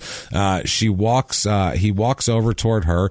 She starts backing away, obviously. At this point, Jeffrey, the son, he enters the house. He pops up, followed with his son, with his dad right behind him, and then Justin was still outside, the other kid. I believe Justin is the 7-year-old, Jeffrey's the 5-year-old. Got it. So that's the father, David, and his son, Jeffrey, walk into the house, and at that point, Nancy took the children. She saw the children. She just grabbed the children and ran out the door and took them to her house. Get the children in the fuck out of here. I don't know what's happening, but the kids don't need to be here for it, whatever the fuck it is. Right. Smart. So she takes the children, runs to her house, locks the boys in the bathroom, go in here, locks the door, and calls 911. Good. Fucking smart. Yeah. So far, everything she's done is correct at this point. No, that's fine. She's done nothing wrong. I'm just thinking about what's going on next door. This is going to get weird real quick here. 911 calls received at 5:01 p.m. And Nancy was placed on hold. Because this is a small town. Yeah. There's not a huge 911 system. 3 calls, it clogs up the system. 3, try 2. She's put on hold because there's a call from next door from David calling. Oh, great. So this is fucking crazy. So she's on hold with 911, which is insane, waiting. Oh, can you hold on a second? No, I can't. This is 911, kind of an emergency. Why is their emergency more important than my emergency? It's like you're in the drive-thru and you're like, I see people at the counter getting fucking shit right now. Why am I still sitting here? Meanwhile, tell me what the other emergency is, because if it's the same one, let that man deal with what's over there, and I'll give you all the information. I'll tell you what. Your emergency ain't got nothing to do with the feller at David, doesn't it? You know David? You got a call about a club. Is that the one? Is that the same one? Guy with pine straw. If you got pine straw, if you hear, he's your guy. That's what he told me on the phone just now. It was a very odd segue from emergency. He said, if you got pine straw, I can burn it for you. And I was like, okay, is that your emergency? Very weird. Hear anything about the Griffiths house? That's the one I'm calling about. So hang the fuck up. Hold up. Let's chat. So she's placed on hold. Now the son, he saw, this poor kid walks in and sees this guy with a fucking club, like 2 feet from his grandmother, holding a club over his head, which is absolutely batshit. Now David, when he walks in, he says he sees Puckett wearing army type coveralls, is what he calls it. He's got like an army kind of suit on. The club that he's holding over his head has blood and a white substance on it, which is a bad fucking sign. At that point, some white organic looking substance, like foam, like we'll find out, and blood on it. David asks a super relevant question at this point. He says, "What are you doing in my house?" Which is as good of a question as you could fucking ask right then. Puckett has an answer. Puckett gives a Joe Pesci Goodfellas answer here, and he says he hit a deer on the road, and he came to get David's help with it because he was near his house. So he said, I was near here, and I hit a deer. I didn't know what else to do, so I came here to see if you would help me out and to use your phone quick, and I figured I would bring my bloody deer club with him. Right. You know, it wasn't dead, so I just beat the living shit out of it. You got to put it out of its misery. You know, it's a sin. You know, I got to hack it off. That's stuck in the grill. I'm an Eagle Scout. You know, it's a sin. I got my you know how it goes. My put the deer out of its misery badge today. My problem was my deer clubbing badge. I was late on it. They let me graduate without it, but my deer clubbing badge was really good, so I had to look for one, hit it with my car, and then club it to death because they're fast. You've definitely seen that badge on me. I was going for number 2. This was So that's what he says. David calls out for Rhonda. You know, just Rhonda, where are you? And gets no answer back. So that's unsettling. But Matt tells David that Rhonda's not there. He says Rhonda's over at her mother's house. So, that's, I just popped up, and how the fuck would you know that she's over there? Yeah. And why would you be holding a club over her mother if she's over at her house? Okay. The whole thing is very fucking confusing. So David's a hell of an investigator here. Why are you in my house? Yeah. Second question, also excessively relevant. Why is there a blood on that club you're holding over your head like a weapon? Yeah. And he indicated that it was blood from the deer. He said, I had to put it out. It's a sin, I gotta leave it there. I gotta hack it off. You gotta end it. I'm gonna borrow this knife. I was like, all right, Ma. So if you don't know what I'm talking about, shame on you. How dare you? Watch Goodfellas. Jesus Christ, you fucking asshole. And you're gonna hate me for it, but it's better than fucking Godfather. Well, it's more fun. I love it. It's hilarious. I love also. it. It's got all that, and it's hilarious. It's so good. And it's got it's fucking great. So anyway, Henry. So David, at that point, imagine David standing there, guy with a club. Your wife's not there. He was about to hit your mother-in-law in the head with a club. It's bloody, and he's saying, I came here because there's a deer. Right. So David goes, sure, there's a deer, as he's picking up the phone and dialing 911, going, oh, deer, no hello. Yeah. And that's when Nancy's put on hold next door. Okay. So all this happens simultaneously. His call was received 12 seconds after her call. Okay. It's like 5:01 and 7 seconds or some shit.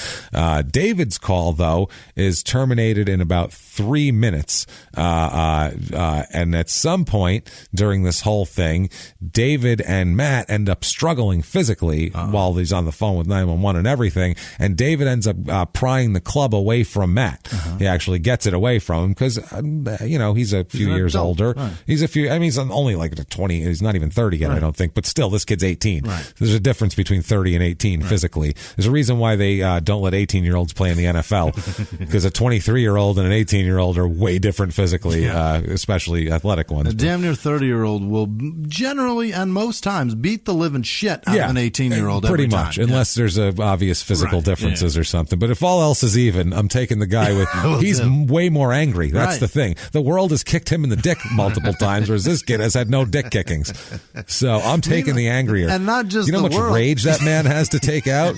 2 kids and a wife living in a fucking trailer hauling pine straw. Right next door to mom? Hauling pine straw? Holy, she will rip your head from your fucking shoulders, that man. He has got rage happening. He's a business owner. That's a mad man. You don't want to fight him. So, most dangerous man going. A dad on the edge. So he struggles. He gets the club, and then David also tries to keep Matt in the trailer while he's talking to the police. Like, are they on their way? I'm trying to fucking box this guy out and keep him out of my trailer, and there's multiple exits and all that sort of shit. So at one point, Puckett takes off and runs toward the other door. Matt does. As he's running for the door, David swings the club at him and clocks him on the shoulder with it at least, and knocks him a good knock, but it doesn't stop him from running. No. You have escaping adrenaline. Right. He escapes. Matt runs out the door. As he runs out the door, David throws the club at him behind him. So he's trying to inflict whatever he can. That last grasp. Jerk. That's a totally dick. So Bill Murray in Stripes throwing that 2x4 at his own car that they're repossessing. Yeah. It's just last ditch effort of showing any sort of giving up. The saddest thing to me is that perfectly good pizza took the brunt of everything. Every time I watch that, I go, A, I want pizza, and B, fuck, that's so sad. Would you pick the pebbles out of it? Would you? Probably not. You probably can you salvage any of it? Probably $11 pizza that you just wasted. Back then it was probably $6 it was like 1980. Right. Jesus Christ. Just a bummer. $6 pizza. That's tough, man. Bill Murray was in a tight spot. So he ends up, like I said, swings and throws the club at him. It's at this moment that David, he walked into, he just expected to walk into a normal day. Right. He walks into, dude I haven't seen that I fired is here for some reason. He's got a club. He's holding it over my mother-in-law. Holy shit, my kids are here. Right. She got them out of here. I just struggled with this guy, called 911. So I assume the moment David walked in, he never took his eyes off of Matt for a second. How could you? He's a lunatic with a club in your house. Right. Or a possible lunatic in a club with a club. If you see him holding it over your mother-in-law, you assume he's there for nefarious reasons. Yeah. So the deer story doesn't hold up at that point. No. So he didn't take an assessment of the room. He didn't do anything. He just saw Matt, wrestled with him, did the whole deal. Once Matt runs out, he turns around and looks around the room and starts thinking, where's Rhonda? Yeah. Obviously, doesn't believe the next door story, and turns around and actually finds her there. She was there the whole time in the living room. He never saw her. Oh, in the living room. She's in the living room. She's in a large pool of blood next to the couch in the living room. So she's on the floor in the living room. So unless he looked down and to the side, he wouldn't have seen her. Okay. He was just looking at Matt the whole time. And she is obviously dead. She's wearing a T-shirt, and the only other thing she had on was a sock on her left foot. Fuck. That was it, just a T-shirt. She has several gashes on the back of her head. When they find her, she has other injuries to her head, her back, her chest, a deep laceration, and 3 to 4 hesitation marks on her neck is what they call it on the autopsy. She's also bleeding from her vagina because she has been sexually assaulted with a club, with a like an axe handle type of implement, and also beaten with a blunt object that fits that description as well. God, Jesus. Horrible. She's bleeding there. She has several defensive wounds on her hands, arms, and elbows. This didn't happen quickly, as you know. If you're beat with a wooden club, it's not the quickest death. Right. She died as a result of the beating injuries. Cause of death is cranial cerebral trauma and secondary to blunt force trauma.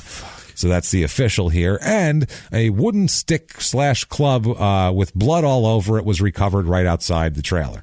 As a husband, you got to think, I just threw a weapon that was the atrocity that was done them. Yeah. Oh my God! This is the fucking horror here. Touching it. The horror the here. Poor He man. touched it. He hit the guy with it, and he has to think. I actually hit him. I could have fucking hit him more. I could have fucking crushed his. I should have. If only I strangled the life out of that motherfucker. If only I fucking that's the thing. He didn't really know what was going on, so he didn't struggle. He didn't make it like I'm going to get this club and beat you till you can't move till the cops get here. Hold you. If he saw his wife, he probably would have done. I'm sure if he got that club away from him, it would have been, I'm going to break every fucking bone in your body. They're going to find you, twisted and you're, backwards. That's not. You're going to be in the swamp when I'm done with you. I'm going to burn you with the pine straw.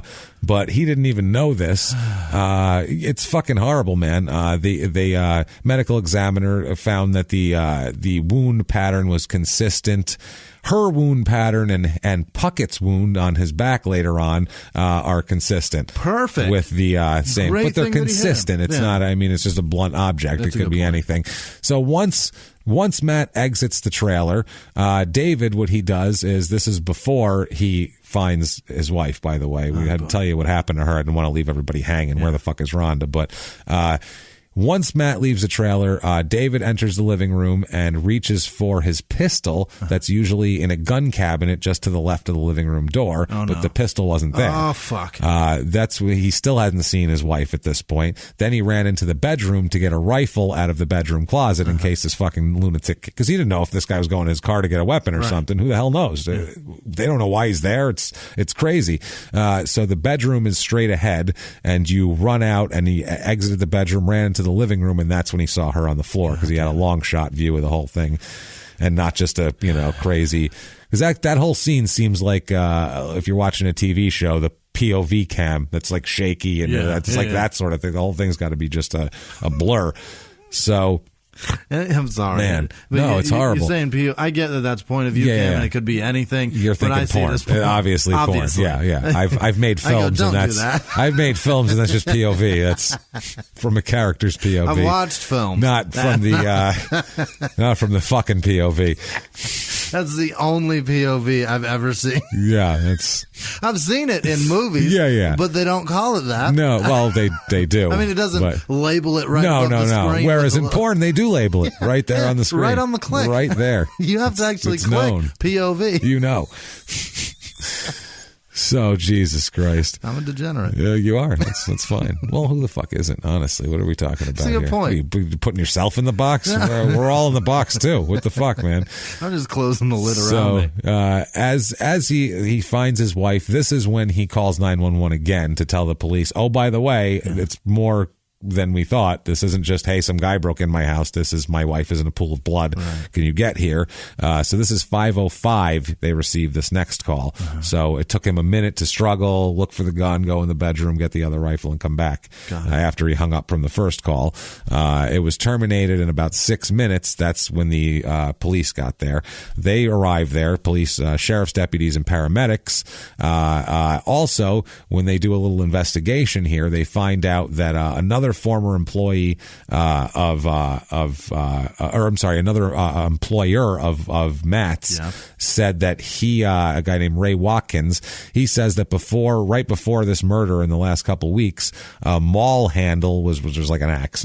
Maul, it's like a big wooden axe for people who don't know. It's the long one. Yeah, the long one was broken at his work site, and Watkins had the maul handle for several years. He said between 7 and 10 years, and he thought that it was the same one that he saw Matt have in his truck on the work site several times. Interesting. And he thinks that's the same weapon later when they ask around to see where he might have got this and try to connect dots.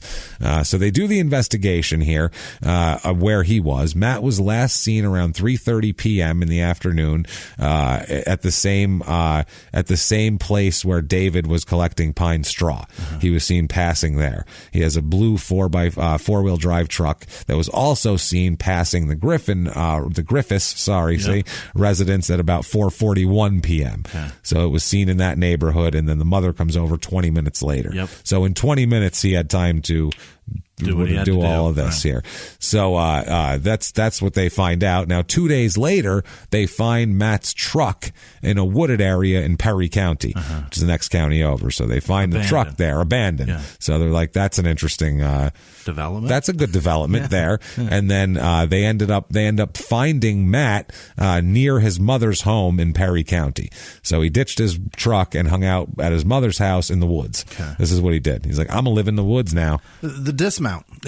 I live in the woods forever now. That's it. That's how it works. If you need me, you just address everything to the woods, Matt's house, and then they all know, and they just bring it to me. The friendliest woods. The squirrels will bring it to me. Right. That's how it works. I have a real Snow White situation going on with all the animals now, and birds chirp around my head. The sparrows bring me axe handles. Yeah, so apparently when they went looking for him, they brought a fuckload of cops because this is a guy who's a murder suspect. Sure. So they don't just bring like one guy going, we just want to have a chat with you. They brought down the thunder here. So Puckett, apparently, Matt commented to his mother that, quote, this is a lot of law enforcement for someone who just committed a burglary. Yeah. So he's saying, he's starting the story of, I just broke in and stole shit. I don't know what you're talking about. They find a duffel bag in the house containing various items, including a pair of coveralls, including just various items that he stole from the house, little things. Now they have coveralls that he's wearing at the time of the arrest, but they don't know if that's the same coveralls, obviously. But he's wearing coveralls. He's last seen in coveralls. They're going, I don't know how many pairs of coveralls this fucking guy has. May or may not be not washing them. Who knows? Yeah, who this guy doesn't. Maybe he's an Eagle Scout. Maybe he takes it out, washes it against a metal base, like a board, like old timey and everything. Like Cinderella. You don't know, like Cinderella or Snow White. Right. I'm a princess. That's the bottom line here. It's what y'all don't understand about me is I'm a princess. Now, I don't know, wooden bucket. Why can't I say wooden bucket? I got a wood bucket. So what does he say once he's apprehended? Because you got to have something to say here. A Forest County Sheriff's Office investigator said that once he gets into the jail, once they get him back to the station between 5 and 6 p.m. on the 16th of October, he reads Matt his Miranda rights, and he said at that point he didn't try to obtain a statement from Matt, but Matt made voluntary statements regarding the whole thing. He said that the cop says, at the time he was telling me that that the way he was caught or apprehended was through the use of a helicopter. He was kind of upset with himself that he didn't lay still enough in the woods, and that the reason he came out was because a helicopter he knew that he had been spotted, so he might as well come out. Okay. That's what the guy said. And those pauses and stutters are in the thing. Like he said, and then he changes the sentence. That wasn't me reading poorly. Okay. That was the actual sentence. Because a helicopter had its hyphen, he knew he had been spotted. So I didn't fucking... That's the police. I didn't just trail off and do that. That's the guy that's protecting you. Yeah. So the cop said he asked Matt if he got cold staying in the woods for a couple days and how he survived there for a couple days. And Matt said that he's an Eagle Scout. This is what he's I've been training for this forever. He said that he picked cotton and put it in his boots to keep his feet warm, which is apparently an Eagle Scout fascinating thing. Southern trick, I guess. It's hard to do that in Michigan. Yeah, but how much, where's the cotton fields? Yeah. I don't know. That way, not here. But how much room have you got extra in your shoes? Because I don't know. Stuff it all in there. A lot, apparently. How loose of a shoe do you buy? I guess if you really, I don't fucking know. That's a fascinating, interesting thing. He said he knew what roots to eat, so he's out there eating roots. And that the first night being out, he stayed in a field and pulled 2 bales of hay together and stayed between the bales of hay. And the next night, he slept in the loft of a barn. Okay. So then he found a barn after that. So then at about 10 p.m., they again advised him of more Miranda rights. They do this every once in a while. You still know you got your rights read, right?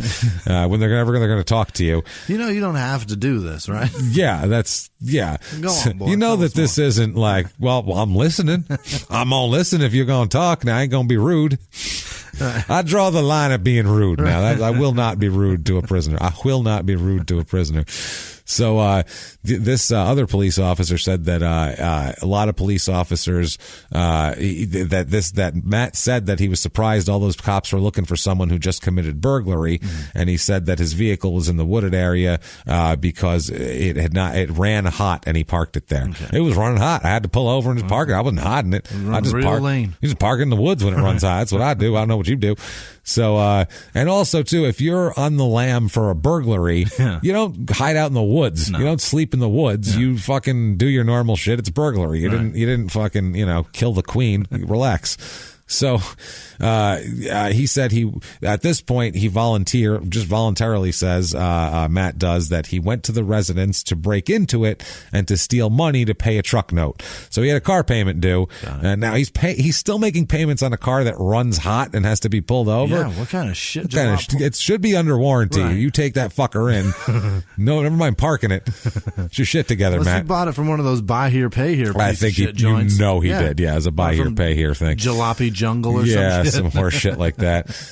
He said that the cop said that Matt said he didn't kill anyone, and he didn't want to. And once they said, "Did you kill her?" He said, "No, I robbed the shit out of him, and I came there to rob him." But he said, "I didn't kill anybody, but that's all I'm going to say about it. I need more killing talk. I need to have an attorney present." Good story. So not a bad deal. So Matt, like I said, he doesn't deny being at the trailer at the time of the murder. This is what later on when he talks again. That is real damn fascinating. He says, No, I was there. Yeah. Okay. Here's what happened. Now, here's the real story. Okay. I came there to rob the place, as one does, as one want to do. I came to just do a little robbery. I brought a crumb cake in case Rhonda was home just to be friendly, but I was going to rob her. Rob the place blind. As I was robbing the place, the problem was I planned to burglarize it.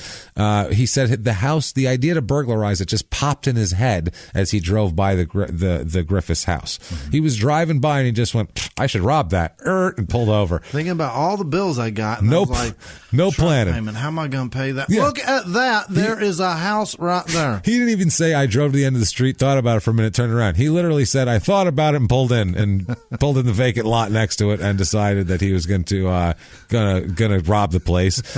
He is the guy that they target with all the shit that they put right next to the register. He's about the most impulsive motherfucker on earth. Oh, yeah. Just see a place and be like, that's the one. That's the one. So, pull right. Actually, it wouldn't go because it's probably a dirt road. Gravel and dirt.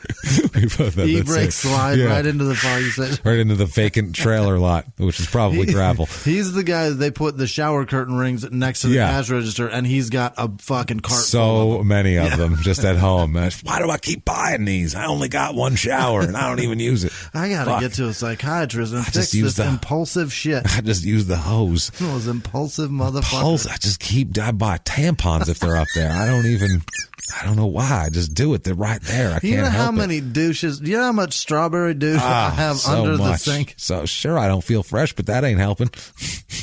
So he says he pulled in there and put his coveralls on. I use it like a neti pot. Yeah, that's how I do it. Same thing.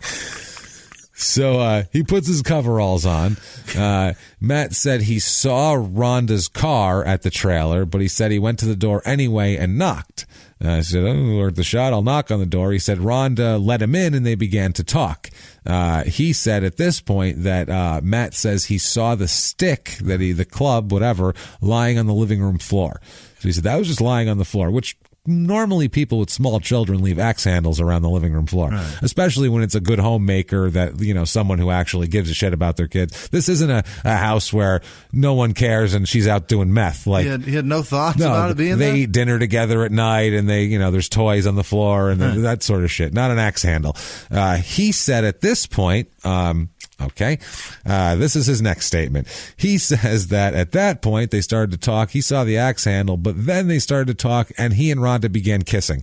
This is his story now. Hold on. So he is now okay. Now they start making out, hot and heavy. Yeah. Okay. This is his story. I went there to rob the place, and it's so weird when sometimes you go to rob and you get lucky. You know how that works.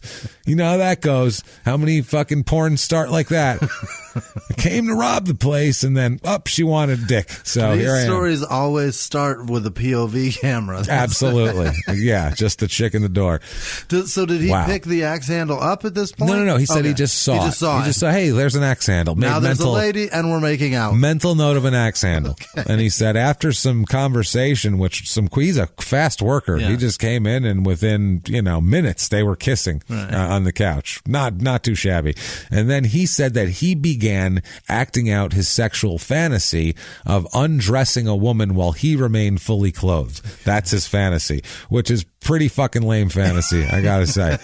Then what? Then what happens? Okay. At some point, you gotta take some shit off too. What are we doing here? I don't understand it. Then he comes in his pants. What happens? I don't. He's an Eagle Scout, James. That's what I'm saying. And he comes in his pants. He's been done for minutes. He sees that. Yeah, he's been done when he knocked on the door and she said, "Come on in." He said, "That's one." Shit. And then he touched her, and that's two. So this guy, he says that, fuck, man. Sorry this has nothing to do with Rhonda, this poor woman. This is just a ridiculous story. This guy's an asshole, is what we're saying.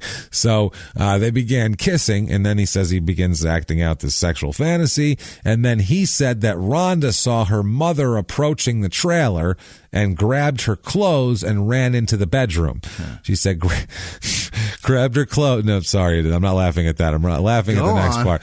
Grabbed her clothes and ran into the bedroom. As she's running, she told Matt to get rid of her mother. Get rid of her. So his idea is he said he ran into the dining room area and picked up the stick and decided to scare her away with the club. That's how he decided to get rid of her. Not, hi, I'm doing some work. Rhonda's in there. Hi, Mom, I'll be over in 10 minutes. I'm fucking getting ready or something. And okay, bye.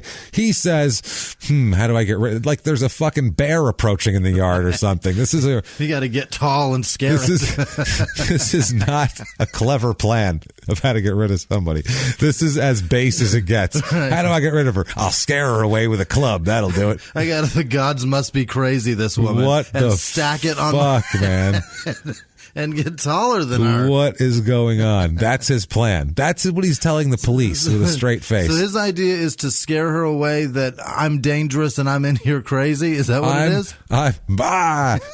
Crazy person. Go away. Which will make her go away, but then probably call the police. That's the problem. And if last thing you want while you're fucking is the cops knocking at the door to make sure to do a welfare check. That's probably not the best thing. An Eagle Scout with a pants full of jizz. So, yeah, which he's got a double shot at this point, probably. Jesus, once he had your clothes off. So he said that he stated that after Nancy, the mother, fled with the children, that at this point David then stepped into the house because then he's got to account for the timeline of her getting there and the kids and him getting there because everybody has the same story.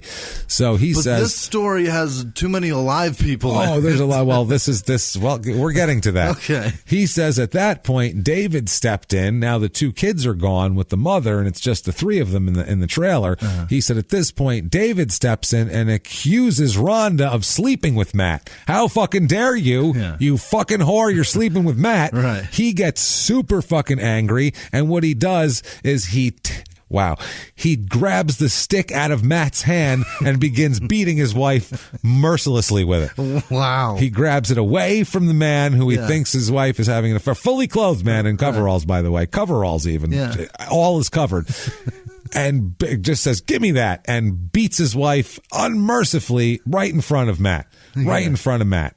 He said after beating his wife, Matt tried to get out of there, say, oh my God, I was scared for my life, but David tried to tackle him and keep him in the trailer while he was, and then call 911 because David was calling 911 trying to blame it on Matt. And Matt's like, no, I got to get out of here. Oh my God. And This is a great story. This is not a bad, this is it's crazy. A shit story, but it's believable. So he said from there, this is what I mean. He's very A to B. I need to scare her. I need to get rid of her. I know what would make someone leave a place. If they're scared, I'll grab a club and scare. Also, he says at this point, he's afraid of David. So he gets in his truck and just drives to the woods and stays there for a couple days out of fear of David. Not a bad story. Total A to B. I was scared of him. I went and ran and hid in the woods, which is like what a child would do.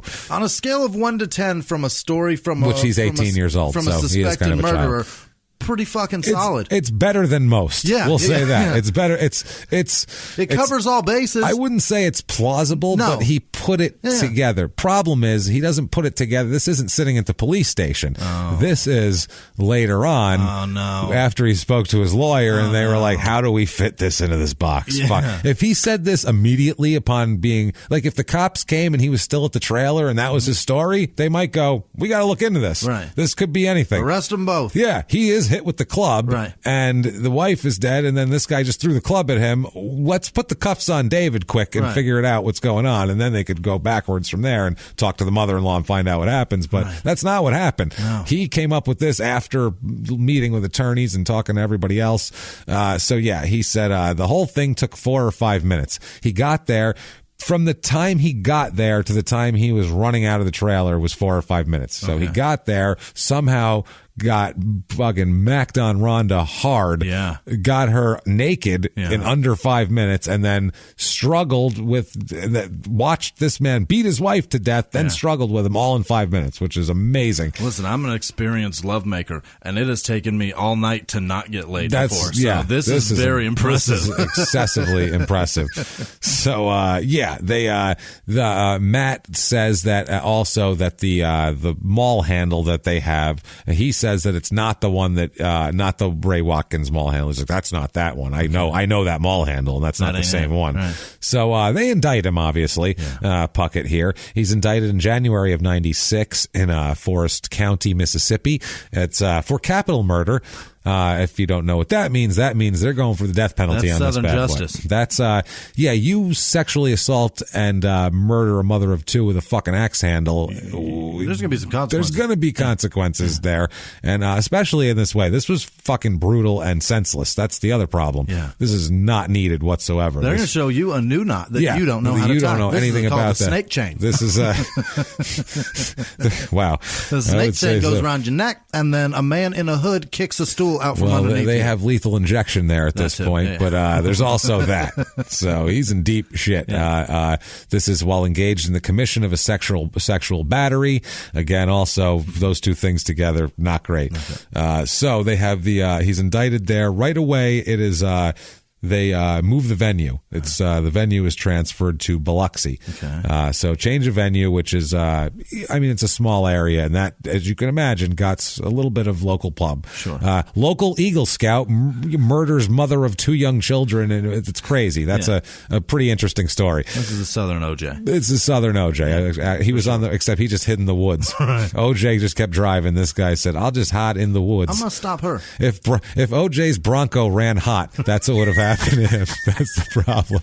OJ's Bronco was his radiator was in great shape. Was the issue. Cal Collins would have pulled that shit under an overpass and parked. We gotta hide in the woods, Juice. Juice, we're gonna blend in with the homeless society and the population. We're gonna pull into Sherman Oaks and pull this shit over. It's all right. It's running hot. Juice. It's all right. We're gonna hide in the backyards of Brentwood. No one will find us. Your Bronco's running lean. It's running lean. So late 96 is this trial as it's occurring here. The prosecutors right away, what ends up happening, and he ends up appealing this. We'll talk about this later, but this becomes a big deal that every black juror in the pool of prospective jurors was struck. Really? Every black juror. Now we'll talk about how many that is. There's 112 total from the jury pool, and 11 black people out of 112. Sounds about right compared to the population. It's about 10%. It's exactly 10% of the population. So it's actually represented. Now, out of the 11, 6 were excused for cause. That's their own thing. 1 was excused for medical reasons, and 5 were excused based on their indication that they could not impose the death penalty under any circumstances. None. So they sweep them out right away. That's kind of a double whatever. And then 6 were excused for cause. So there were only 5 remaining black jurors in the jury pool prior to the exercise of the challenges happening so there's only 5 to begin with. And they use 4 the state uses 4 of their strikes against black jurors and uses 8 against white jurors.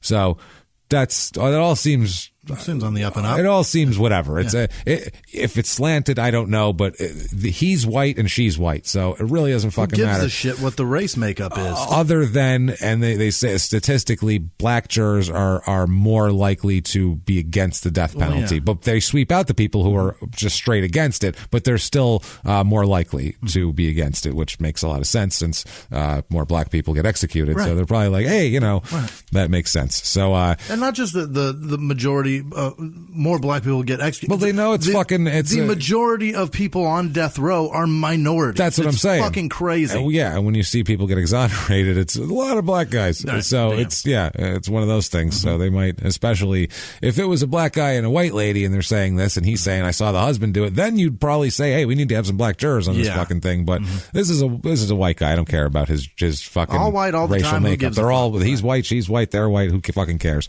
So he's tried by an all white jury. It's 6 males, 6 females. So it's even up on the gender, right down the middle there. They introduce photographs right away. The prosecution does. That will come up later on also. Here's a kind of a list of them here. It's a picture of Puckett's back with his shirt off. This is all obviously 2 days after the murder took place. Right. Close up of the abrasion to his right shoulder blade. A recent scratch on his right wrist. So a good scratch. A recent scratch on the inner part of another one on his right wrist. His right forearm has 2 scratches. And a lot of this he tries to explain away by landscaping. Well, sure, because you do get scratched up landscaping, but these are not. Have you been bush hogging, Judge? Have you been bush hogging? Yeah, scratched up your. These aren't thorn scratches, though. That's the problem. That is a mosquito sliding down the sweat, and he was biting. He was just a biting. It's a nasty one. He was nibbling all the way down. Puckett's face at the time of his arrest, and the frontal view of Puckett with his shirt off. They object to these. The Puckett's team does, obviously, on the basis that the qualifying witness, who was Dr. Michael West, couldn't identify the cause of any of the alleged injuries. He was just saying this is what they look like. The state said that they were admitted to show the injuries sustained that he had on his fucking body. That was just, you could say that those are defensive wounds from, so whatever. They said that's what they wanted to do. Also, they introduced photos of the victim of Rhonda's right forearm showing defensive wounds, Rhonda's right hand showing injuries to her fingers, the dorsal aspects of Rhonda's right hand showing defensive wounds, defensive injuries to her left arm, injuries to Rhonda's left forearm and elbow, including a cloth pattern, which maybe a burn on the ground as she fell.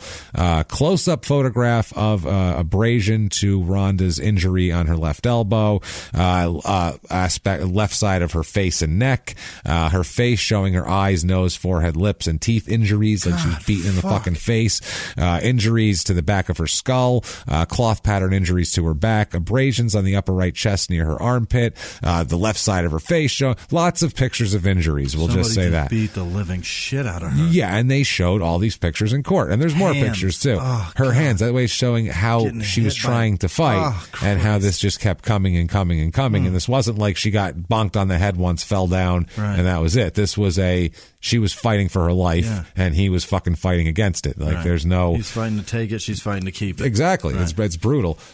So he tells his story, his defense here. After that. That's the prosecutor. They tell all that. Shit. They bring up the mother-in-law, who says, I saw him with a club with blood and white stuff on it coming toward me after I heard a thud and a scream from my daughter. It sounds bad. Yeah. All the fucking David coming in, the kids coming in and seeing him standing there with a bloody club. That's the thing. Even the kids saw it. Right. It's like everybody saw this shit. And he's got to sit on the stand and say, so what had happened was? What had happened was, pray tell, why? Pray tell. Pray tell, why, sir? Why? Oh, my God. That's a pray tell and a why. So, first of all, his first defense is the clothes he was wearing when he was captured tested negative for human blood. Well, that was 2 days later, so that is fucking irrelevant as shit. But that's a defense of his. Could be a different pair of fucking coveralls. He said there's no evidence of semen on the victim's body, and none of the hairs collected from her body and the carpet where she found matched his. Plenty of sexually sadistic killers can't fucking ejaculate. Right. Some of them can't even get it up. Never mind fucking ejaculate. That's not the point. That's not a relative thing either, or a relevant thing, I should say.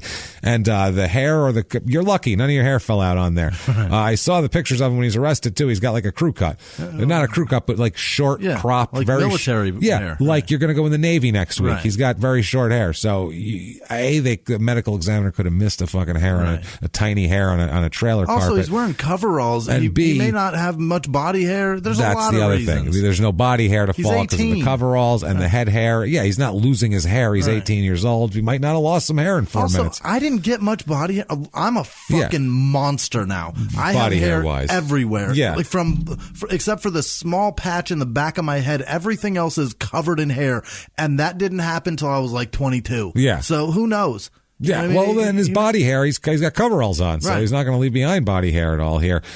So that's a big thing from her, that none of the shit was there. He testifies that mall handle that they think is the mall handle actually isn't his mall handle from that job site because it had been destroyed a couple weeks before that when he used it to make a torch, to burn some trash. So he used it to make a torch out of it. So obviously, now he claims in court, in front of people, that Jesus Christ, man, he claims in court in front of other human beings that he planned to burglarize their house and entered and saw Rhonda's car parked outside. He now claims that he has had sexual prior encounters with Rhonda before, obviously prior, several months before, somewhere around May 95. So he was, getting it on with Rhonda really under the table. You know how those Eagle Scouts do it. They get their hooks in you. It's hard to get them out. Watch out. So he stated that no further contact had been made between him and Rhonda between May and October. So I hadn't seen her at all. We hadn't been fucking from then. It was just a quick fling. And then I saw her that day, and obviously within 4 minutes she's nude because that's how I roll. So he said he had an affair with her. This was an affair is what he said. And he said the same story. He was kissing until they heard the mother. And then he said that it was David who did it after David murdered Rhonda after accusing them of having an affair. Was David there for this testimony? Oh, fuck. I don't know. No, I don't think that witnesses, unless they're done, I don't think they can see other testimony. Get the fuck out of here. And I think they have to not be able to be recalled. I will clear a bar think he could. and choke the life out of him. Oh, how would you not? Oh my God. Right. That's what I mean. That's what's even worse. Now he's trying to sully this woman's fucking, I don't know, not that it matters, but her reputation or whatever. And in this community, it matters to these people. It matters to her. These are all church-going nice people who care about this sort of shit. Like, whatever. I mean, if that's what they care about, that's what they fucking care about. It's fucking horrific. They asked, once he says that, they ask him, the prosecutor asks Matt on the stand, who was the first person you told that story to? And he says, my lawyer. And they say, and then what? And when was that? And he said, I don't have the date. And the prosecutor said, if you're an innocent man, and I mean they're telling you to shut up and don't tell anybody, if you're innocent, you shouldn't tell anybody. And he said, that's what my mama said. On the stand, he said, I didn't tell anybody that I saw this guy murder her, even though I'm being accused of murder and I'm up for the death penalty because, quote, that's what my mama said. No. I'm sorry, mama. Forrest Gump, fucking mama in that situation. Fuck you. So the prosecutor said, and you're innocent, you say? And he says, yes, sir. And so the prosecutor says, well, one thing I know, you haven't told anyone other than your mother and your lawyer on God's green earth until today, have you? And he said, I was told to keep quiet, which makes no sense. So the prosecutor says, keep quiet. An innocent man who's done nothing and witnessed a murder, they told you to keep quiet. And he said, yes, sir. And they said, why would he do that? And he said, that was my mother and my lawyer, and that's what they instructed me to do. So I have no mama. It was mama, and remember, Mama's Woods. That's my address. So his mama and his lawyer told him to shut up and don't. If you're fucking innocent, you scream that shit from especially if you're accused of this kind of murder. Oh my God. A horrible, awful murder with sexual shit in it. You are fucking no. If my son comes to me and tells me the story of what really happened, and it's this story, I'm running straight to the press. I'm running straight to everybody. They locked up an innocent man. Dude, you would have to fucking. I would be removed from the courtroom because I'd be screaming the whole time. No, I didn't fucking. I wouldn't be able to shout. No, none of this is true. I'd be losing my mind. No, axe handle in her. No, I never did that shit. So this whole thing is a fucking disaster. Obviously, they get David Griffiths on the stand here, and they ask him just some shit about when he fired Matt and why he fired Matt, and they talk about the following the lady, which was obviously objected to because they're trying to say prior bad acts, but it ends up getting in. And they said, when you terminated Matt and told him he was terminated, was there any type of hostile reaction or anything like that? Saying if he said, I'll fucking kill you and your wife and shove an axe handle in her or some crazy shit like that. David says no. They said, did you in fact offer to recommend him for other employment? And he said, no, I didn't. And so they asked him, you just told him he was terminated and that appeared to be the end of the matter. And he said, well, I told him why he was terminated. And they said, as you indicated, there was no hostile reaction. He said, none at all. Right. So no hostile reaction. They have all the witnesses come in and say the kids, the fucking mother-in-law, everything say this is what happened, blah, blah, blah. Doesn't take long. Deliberations on this one don't take a long time. Good. He is found guilty of everything. Yeah. So now it's sentencing because there wasn't a lot of doubt on the guilt here in this phase, even though later on they're going to claim there is. It's tough to buy that story. That's a tough story to buy. You have to buy a lot of different shit. Yeah. A lot of different shit. You got to buy that into story. that a Southern Baptist woman with 2 kids and a husband is just a complete trollop that's behind possible. her husband's Hey, back people with an do 18-year-old boy. People do shit. It's convenient. I'm not that I'm saying she did that. I'm just saying that even if that happened, that's fine. That happens. People, whatever the fuck. But the idea, the rest of it, right? The idea of the right fact, under her mother's nose, right under get rid of my mother. Like this is totally out of character for her. Crazy. Completely, everything that does is out of character for her. And then at that point, the kid, both kids, the mother-in-law, they'd all have to be lying about the fact that he had fucking brain on a club with blood on it and shit coming at her. And then when they popped up, why would they all lie about that? Why would the kids lie about it? It makes no fucking sense. It's just to protect the father. Is that why would the mother-in-law protect David if she knew he killed her daughter? She wouldn't protect him. There's too many questions that are like, no answer. No answer. There's nothing. There's nothing plausible. Got nothing for you. So sentencing comes around here, and a lot of people testifying for old Matt here. Really? He's a Eagle Scout. He's a straight A student. All the teachers love him. Everybody loves him. Outside of this, he's done everything perfect in his whole life. He's helping his dad out who's sick. So he's got a lot of people there for him. The Petal School Superintendent Pat Jones testifies, said, quote, he was a good, caring child. I think Matt Puckett has a lot of redeeming qualities. I never saw a violent side of him. A Boy Scout patrol leader named Lamar Pritchard. That sounds diddly. He helped Puckett earn his Eagle Scout badge or whatever the fuck. And he said, quote, status. He said, quote, the Matt I know can overcome this and lead a productive life. No, he can't. No Matt can overcome either life in prison without parole or death. I don't know how you're going to overcome those. Those are pretty good obstacles there. You're going to end up, that's a Donner Party situation at that point. Witnesses for the prosecution included a woman who claimed that Matt had stalked her before in the weeks leading up to Rhonda's murder. That's not good. And a former coworker that said that Matt had the ability to fool people, which is interesting. I mean, so does David Blaine. I mean, a lot of people do. Ridiculous. So, yeah, he said, "quote If you didn't know him, he was a pretty good. If you didn't know him, he was a pretty good fellow." Which That's is everybody on earth. And then he said, quote, he didn't like being told what to do. What 18-year-old kid likes being told to load the pine straw? Nobody likes that. These are terrible jobs. Who is this person? This is fucking ridiculous. Eric Harding is his name, as a matter of fact. Get the fuck out of court, Eric, man. What are you doing? Well, why'd the prosecutor... I'd be like, why'd you bring me here to tell me how he loads pine straw into a fucking truck? What difference does that make? It sounds like Matt tried to fuck Eric's sister. Yeah. And he's just like, I'll tell you everything bad about him. Every goddamn thing you want to know. Worst dude ever. I knew he was going to do this. Everyone is heard. Yeah. Positives and negatives. Everyone is heard, obviously. And the judge here gives a little speech about being, a productive member of society and having things going for you, and then not having things going for you anymore. And the heinousness of his acts and everything else. And it ends up with you, sir, may fuck off. And it's a death penalty. Oh, boy. For this young man, which is a big deal because he was 18 when he committed the murder. But still, it's fucking death. He gets the death penalty, and this is one where it's kind of hard to feel bad for him. Yeah. He did this real brutal. It's terrible. This wasn't a gunshot like, ooh, that one little trigger pull just ended. This was like, you had to want it. She had defensive wounds. He had to, and then he had to, not only that, he had to add insult to injury and everything else. So that's the part that is always fascinating. Not necessarily fascinating. No, you can say fascinating. It's fucking fascinating. It's crazy. It's a terrifying, that too. I want to know what goes through their mind when they're like, I got to shove something something that's not meant to go in there.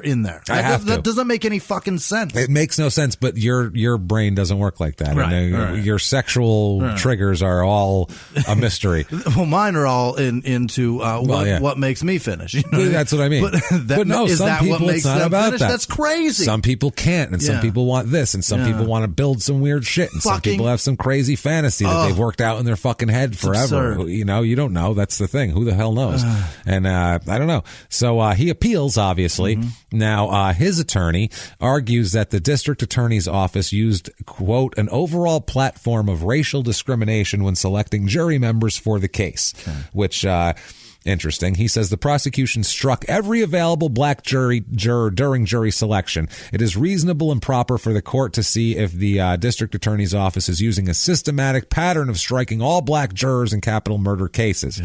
Now, that's all fine and dandy, which they probably should do that also, but we broke down the way It was all legitimate. It was, and even if it wasn't, even if it was, hey, good, we got rid of all the black guys, even if it was which I'm not doubting it is. It's, I don't know fucking shit about 1995 Mississippi District Attorney's Office. They could be doing that. I don't know. But in this case, it doesn't matter because it's not, he's white and so is she. It's not relevant to the case. It's relevant to it's only relevant. It's relevant to other shit. To the death penalty part, but it's not relevant to what's going on. It's not racial biased.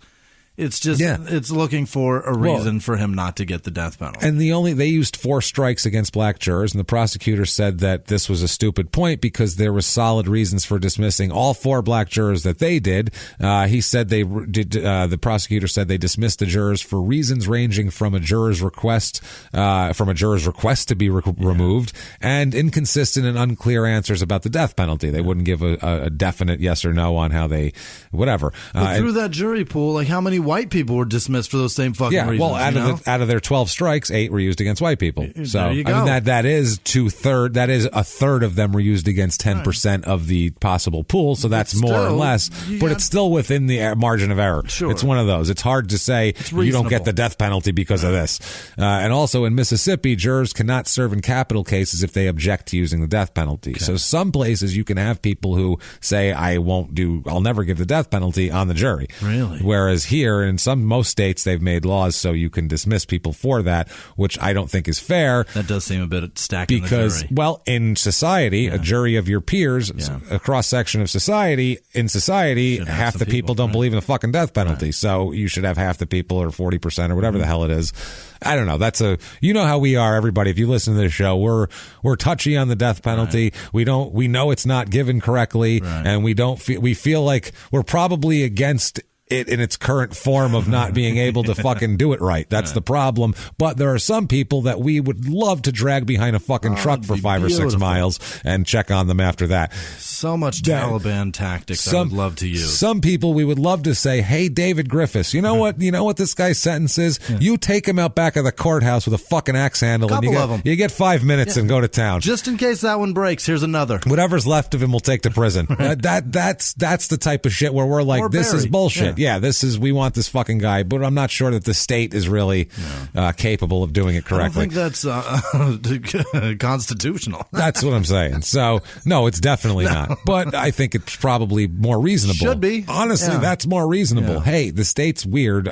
David, would you like to do it? No? All right, well, then life in prison. I don't know.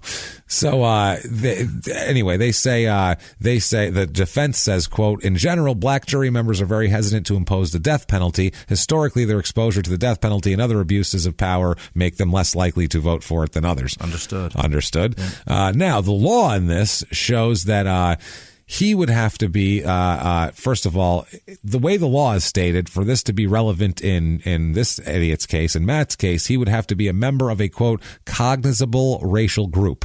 So he's got to be a member of some sort of group that you can say that's a group of races, a racial group that's whatever, recognizable, rather than just he's a white kid.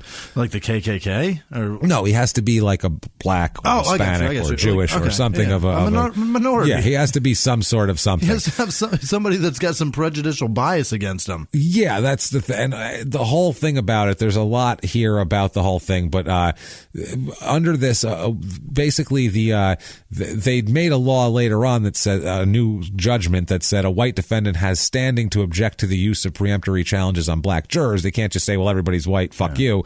That's like the first factor. What they end up figuring out here in the appeal is that they probably should have had a hearing for this, but if they did, it wouldn't have come out in Puckett's favor. Yeah. So, like, you probably should have got a hearing. That's great, but it wouldn't have changed dick about the outcome. They would have said, your problem. So it wouldn't have fixed shit, and tough shit, basically. Also, the photos, all the photos they object to, they are deemed relevant to, a murder case. He was trying to say that his injuries compared to her injuries aren't right, even though they're said to be from the same weapon. Jesus Christ. Also, whether Dr. Michael West should have been allowed to testify as an expert in the field of wound patterns. They claim that he failed to establish that there's a general acceptance of wound pattern analysis in the scientific community, that there's no certification for a wound pattern expert. Well, there's no certification for really any kind of expert. There's no blood spatter expert guy with a certificate next to him. You go by expert based on how many cases have you done, how many this, how many that. That's how they do expert. How much have you processed what's and your, seen? What's your schooling and what's your experience? How long you been doing this shit? Well, I have this certification from the Spatter Society of America. Who the fuck are they? So, you know what I mean? Who the fuck are these people? Yeah. So anyway, they go through this whole thing, and they basically say the court agrees with the state's side of then there would be no experts on anything. That's the way we do experts. That's what Wadir is. What is my cousin Vinny? Let's go back to that.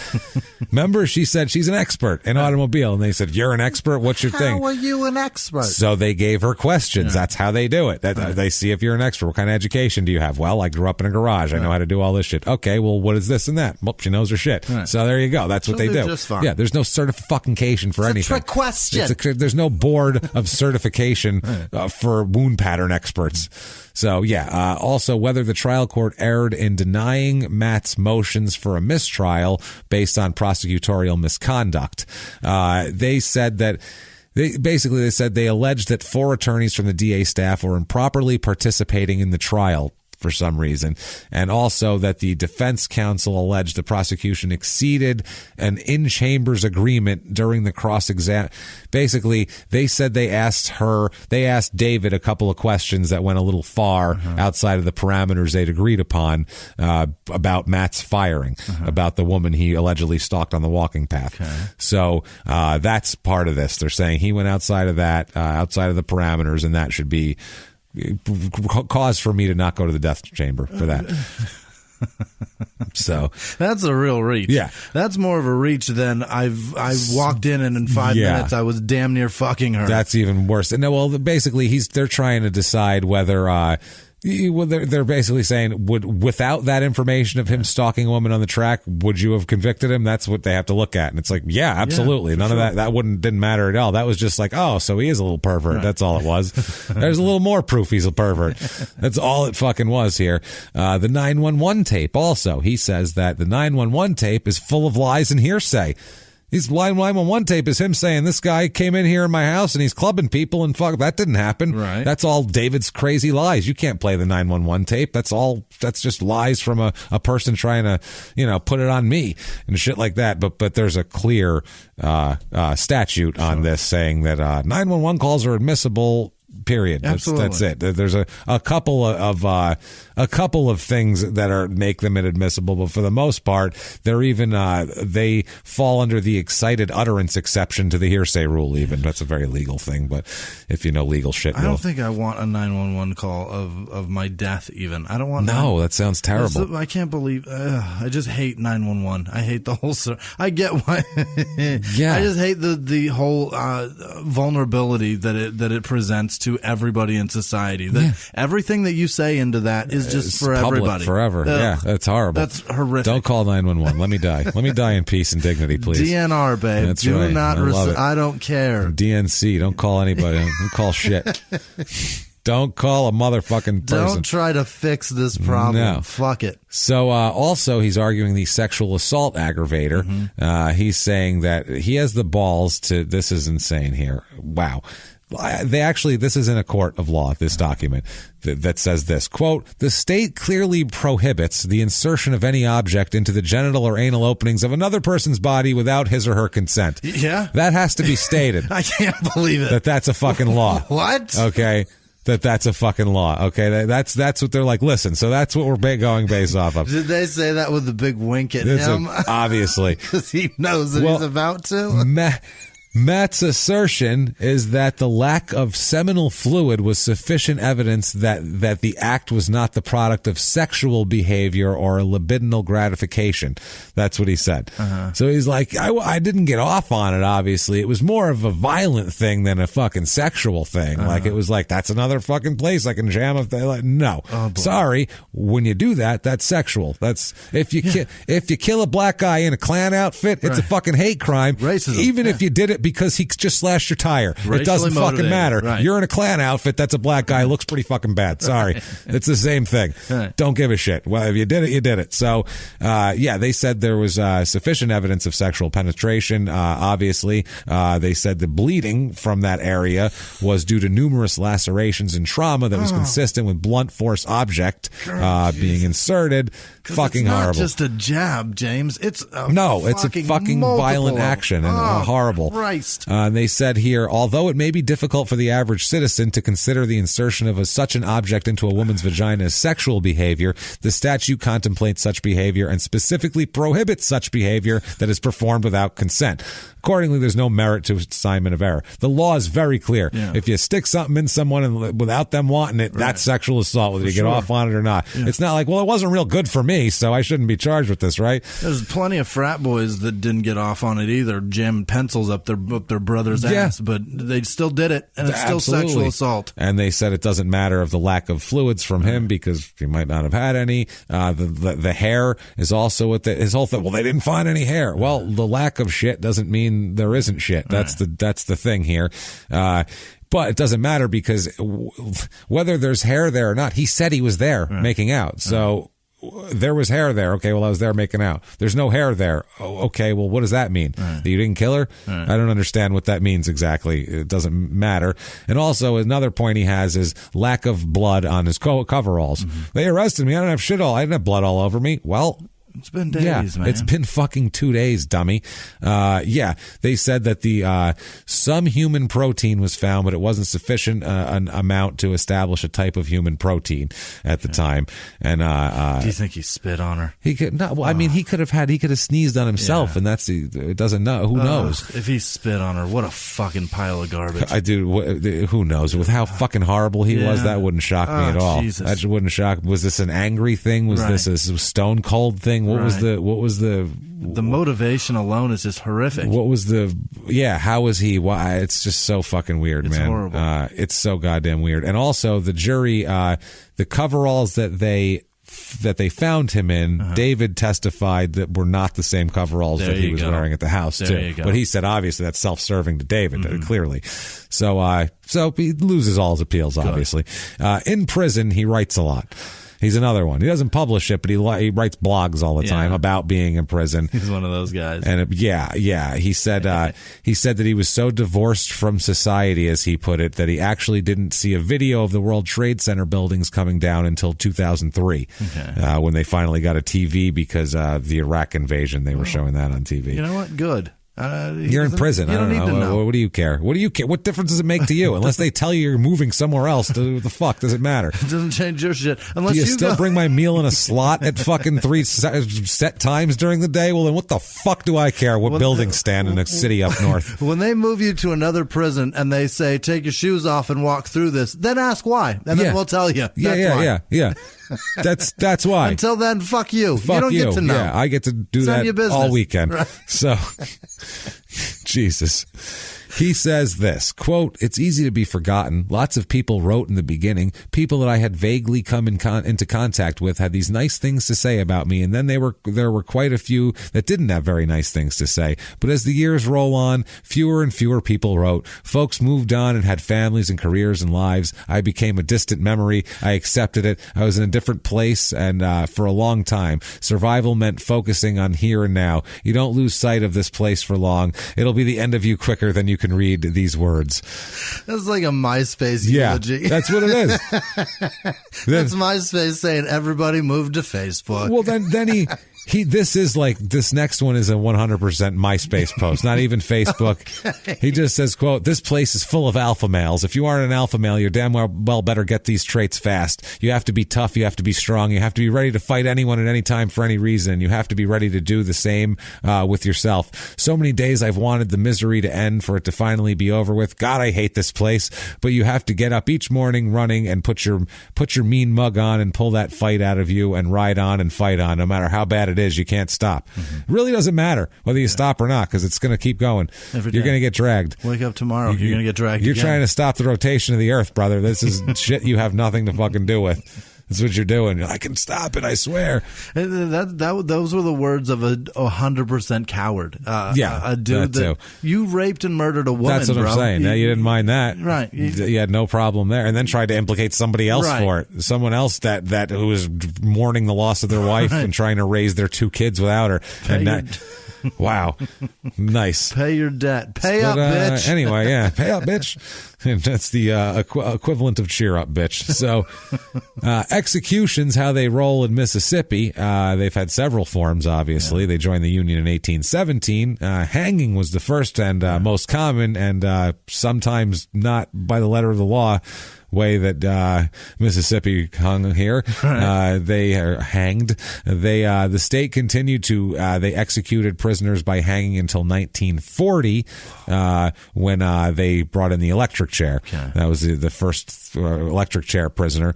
They moved the chair. They had an old oak electric chair that was moved from county to county for 12 years. It was mobile. Bring in the electric chair. Yeah, they'd have to order the electric chair. Well, what do you mean it's booked? Can we FedEx that? God damn it, we're supposed to kill this son of a bitch. Now you've got to get it over here. Can y'all overnight that? They're using it at 2. We can use it at 6. If you get it over, just clean it off. Wipe it off with a towel. We don't give a shit. Let it cool down a little bit. That's all. Just pack it on in the truck. So 75 prisoners were executed in that 12-year span, with the electric chair being back and forth. Yeah. Then in 54, they brought in the gas chamber.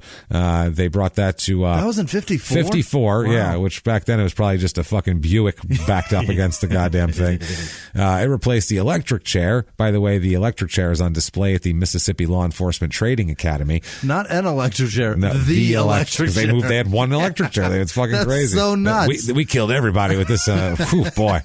This bastard was smoking back in his day. You have no idea. This is higher than every serial 75 killer. Is what it is. It's pretty fucking high. Outside of Gary Ridgway and a couple others, that's pretty impressive. High. The first person to be executed by gas chamber was in 1955. Over 34 years after that, 35 death row inmates were executed in the gas chamber, which they did. That's in 35, basically one a year. Yeah. And before that, they did 75 in 12 years during the 40s. They were really cooking them. They were fucking cooking down there, man. And God, how many of those people were innocent? Probably at least half, probably back then, because back then they wasn't based on shit. There was no chance of trying it again. It was just a white lady said you whistled, and that was the fucking end of it. It's ridiculous, man. The appeals process was weak. I would say so. Not great, man. So.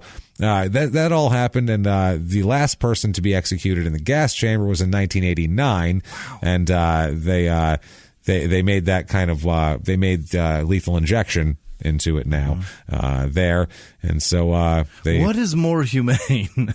I don't know. A gas chamber or an electric chair? They're both insane. I can't imagine. To have a big ceremony where we bring you in and we all plan it and we all set our clocks, all of that is disturbing to me. Or we're going to shut doors. It's fucking weird. Crank gas in there. Like I said. Then we'll turn on some fans for a while. Go listen. Sometime between this year and this year, while you're sleeping, someone's going to come in and put a fucking 45 behind your ear and end it. That's going to be the end of it. I like that. That's humane. That's fucking humane. I'm sorry. This is weird. It's not even for them. It's weird I feel weird that we're all planning this out like it's a wedding. It's fucking hanging on weird. To a dude. It's weird. With a hope chest. It's super strange. Decide, and try everything down to the food. Yeah, it's fucking crazy. The whole thing is weird. Like this, it's super formal. And the formality of it, it's what's so fucking weird. Like formal murder is exactly what we call cold-blooded. Right. Like when mobsters do that, we're like, the monsters, the cold-blooded. That's what they're doing. That's what, this is worse.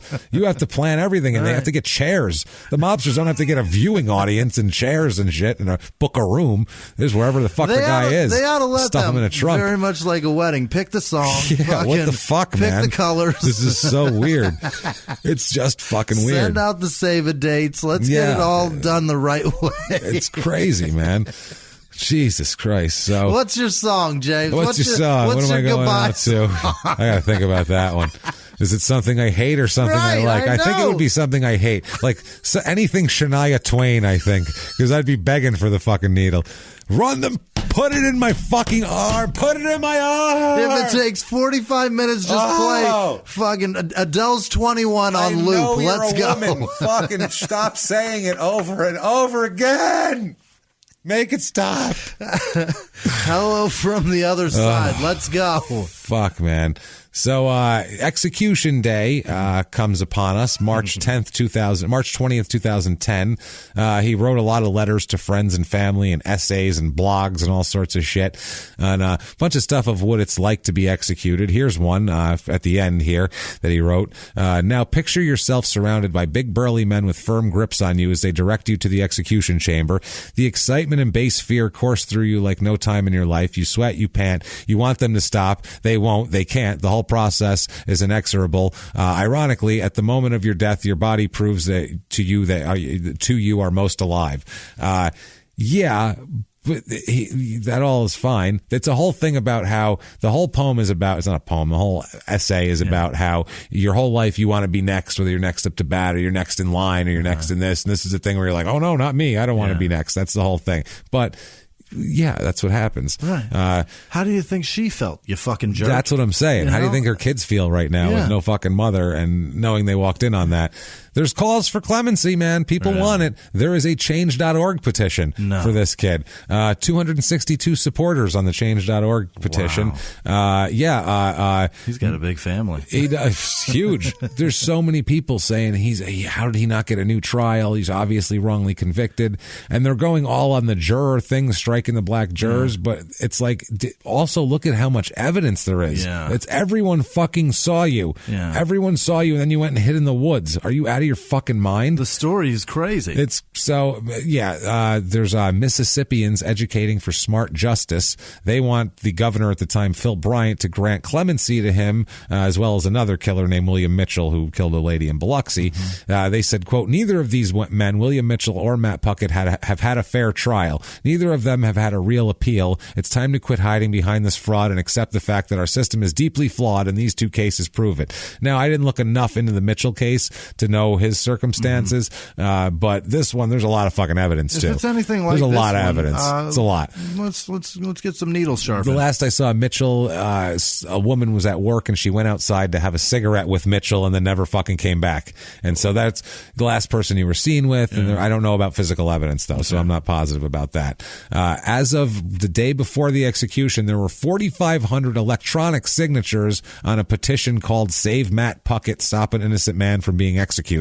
An innocent man. Wow. You can say the trial was whatever, but innocent's a tough one on this one. He clearly was making out with that woman, and then the husband came in and didn't beat him to death, but beat her to death. We should start one called Mix the Cocktail Now. No shit. Jesus. Get the IV started tomorrow. Fuck. So the governor gets fired up here. Governor Phil Bryant refuses to grant the reprieve after the U.S. Supreme Court finally denied his petition. The last line of defense here was the governor, and he said in a statement here, in light of Mr. Puckett's having been convicted by a jury of his peers more than 15 years ago, and after a review of the facts associated with the case, I've decided not to grant clemency and will not delay the execution. My thoughts and prayers are with the victims' family. So, one of the prison guys that was there kind of keeping an eye on him, he says that Matt would not talk about the murder leading up to all he would talk about is like other shit. He wouldn't talk about anything surrounding the murder or the execution, which if you were innocent, you'd be like, I swear to God, Jesus Christ, you gotta understand me. Oh my God. So you'd be losing your mind. All the guy said was, quote, he said there was more to the story and he denied committing the crime. He's just like, there's more than you know, which is I'm sure there is. I'm sure. But the other facts are going to incriminate you more. That's what I'm saying. Matt requested that his relatives and lawyer not watch the execution, even though his parents were on the witness list, and they could have watched. He spent his final hours receiving his parents, his brothers, and uncle, and his spiritual advisor there, and everything. His last meal. Yes. Jimmy, his last meal, your favorite. Wait. He gets a last meal. Hold on, let's savor this one. We haven't had a last. That's why I did this for you. I was like, I need a last meal for Jimmy here. Can I guess? Yeah, go for it. Did he go with fried chicken? No, he didn't. He did not go with fried chicken. Pizza, didn't he? No, he didn't. He's a young kid. You're never going to guess his main dish. You might guess something else, but you'll never guess his main dish. Macadamia nut pancakes. What? That's his jam, man. That's a terrible choice. That's a really odd choice. Did he go with like bacon and eggs and all that stuff macadamia nut pancakes, shrimp and grits, which he's a Southern guy. If you're from he's from fucking right above the Gulf of Mexico. Shrimp and grits is his deal. Following up macadamia pancakes with that sounds gross. Ugh. Ice cream cake. If they had those little crunchies, I understand. Caramel candies, just caramels, and root beer. That's a choice of an 18-year-old. Of a child. Yeah. That's a choice of a fucking child. That's a terrible. Where's the mac and cheese and Cheez-Its? Nothing weirdo? heavy, nothing fucking greasy, really. I mean, give me if there's some sweets, that's good. But anyway, that's the dinner of like a single man. That's a toddler. But it does actually. They did a study, and from people who they found out were executed, that they found out were innocent after they were executed, and people who they aren't innocent after they were executed, and they looked at all of their last meals, and the innocent people order less elaborate last meals. Really? Like they don't order sugar and carbs. The guilty men order sugar. It's the weirdest fucking thing. Yeah, they order fucking all the. It's guilty. A lot of times, innocent men order just give me the standard meal. Like they just were just like so disgusted by it. They didn't even want to. They didn't want to celebrate this whole thing. Yeah. Like, oh, this is my last day. Yeah. They were just like, fuck, on my last day. I'm too depressed to eat. Fried okra and some chicken. This guy said, bring out the ice cream cake and the shrimps and grits. Ice cream cake. Like he didn't even go with cake. Just a couple. Not a bowl of ice cream. A lot of guys go with a pint of ice cream. Not a 2-scoop or anything. Nope. Take your ass to Baskin Robbins. I want a cake. I want a Carvel with the mint chip. I want Fudgy the Whale. Get him for me now. So mint chip brownie. Let's go. He wore glasses for some reason into the execution chamber. Why would you wear? I wouldn't want to see these people. Stared up at the ceiling. They said he didn't look in the direction of the victim's parents. They asked him if he had any final words, and he just said no. So didn't even give a final statement. He wrote a lot, so there's plenty there. He took, they said, several deep breaths, and it looked like he fell asleep, and he's pronounced dead at 6:18. Amazing. He requested that his body be released to his mother, Mary. She said Mary was at a rally the day before trying to get her son clemency. She said that the treatment was unfair from the start. She said, quote, like a lot of people, I thought if someone was convicted of a crime, they were probably guilty. But if this can happen to us, it can happen to anyone. Because she's looking at this as my son, and if he says he didn't do it, he's been a good kid his whole life. He's a fucking Eagle Scout. That's a cliche of honesty. So that sort of thing. Also, Cecil and Nancy Hatton, who are Rhonda's parents, they watched the execution as well, which is okay here. Nancy said, quote, today we witnessed the result of a choice made by Matt Puckett. If he had chosen to live as a law-abiding citizen rather than choosing to murder our daughter, our only child, who is a wife and a mother, we would not be here today. Nothing will ever fill that void. He said, it will always be in our lives, the void that Matt caused. There will be closure on this on the side of justice, but there will never be closure for this for our daughter as part of our lives. She said, I know for a fact that he murdered Rhonda. You might ask, how do I know for a fact? Because I happened to be there. Right. He knew he murdered her. He also knew the serious penalty for murder. He still committed the murder, therefore accepting responsibility. Our daughter was murdered in such a horrendous way, and it's so difficult to comprehend that anyone would ever or could ever do that to her. But we know that she's no longer suffering. She is at peace, and we will one day be with her again. So that's their final. We'll give them solid statement. Good for Nana. We'll give them the final word because she went through some hell. Not only did she walk in on this, and not only she had this happen to her daughter anyway, and has to live with the wave and the wake, live in the wake of that with the kids and everything else, but she fucking walked in on it. She was right next door. And if David comes home 2 minutes later, she's beaten to death with a fucking club. Literally 2 minutes, she's fucking dead. Yeah. So I mean that close, and so he saved her life. He saved her fucking life. So So, I mean, this lady has reason to be real upset about this whole thing. So, that is Petal, Mississippi. Wow. And that is Larry Matthew Puckett and the poor Griffiths family and the Hattons, and just a fucking nightmare of a mess and a shitty last meal to boot on top of it. So. And this whole time I've been thinking pedal is spelled like pedal bicycle. That's with a D. Yeah, for sure. Pedal. And then a pedal of they a just rose is with a T. They called her Petal. So I've been thinking about that for the past 2 hours. Well, that's good. I'm sure I actually was too earlier. I remember at one point in the show I was thinking, what yes, that's Which right. one of those is the right spell? We said that right. I didn't Google it. I just been thinking about it for 2 hours. Yeah. And I was like, pedal. No Googling. Yeah. We figured it out. We got that down. It's all right. But so they named their daughter Petal, like pedal a bicycle. That's weird. Yeah, that was their the middle name anyway. Yeah. So that's the town. That was a fucked up episode. Messed up. What a dick. We haven't had a death penalty in a while, or haven't had a last meal. I figured to throw Jimmy a bone it's been there. So long. With a last meal. I love them. If you like that episode, like Jimmy did, I know how you can tell us. It's real easy. It's real simple. You can just go to iTunes or Apple Podcasts, wherever the purple icon is there, and give us 5 stars. Say what you want. Doesn't matter. Tell us you're following instructions, following directions. Really doesn't matter. It's really not for our ego. It's just for business purposes. That really helps drive the show up the charts for some reason. Yeah. iTunes and their funky algorithm needs it to be fed with reviews. So please do that. Also, you can go to shutupandgivememurder.com. Yes. And you can get all your merchandise, t-shirts, whatever the hell you want with all of our sayings and you, sir, may fuck off and yay and everything you want on there. Our logos, get those at there. And you can also, at Shut Up and Give Me Murder, there's more you can do there. Yeah. You can go get tickets to live shows. Holy hell, get tickets to our goddamn live shows. They're so much fun. We promise you a good time. To sold out, we're told. And we're told they're close to sold, except Minnesota we know is sold out. Right. All the rest of them, who the fuck knows? I think there's some tickets left. Whatever, try to get them. If you can, great. If not, fucking see you there. Yeah. But definitely do that. Really be careful of the second, what are they? The second hand, second. Don't buy from other.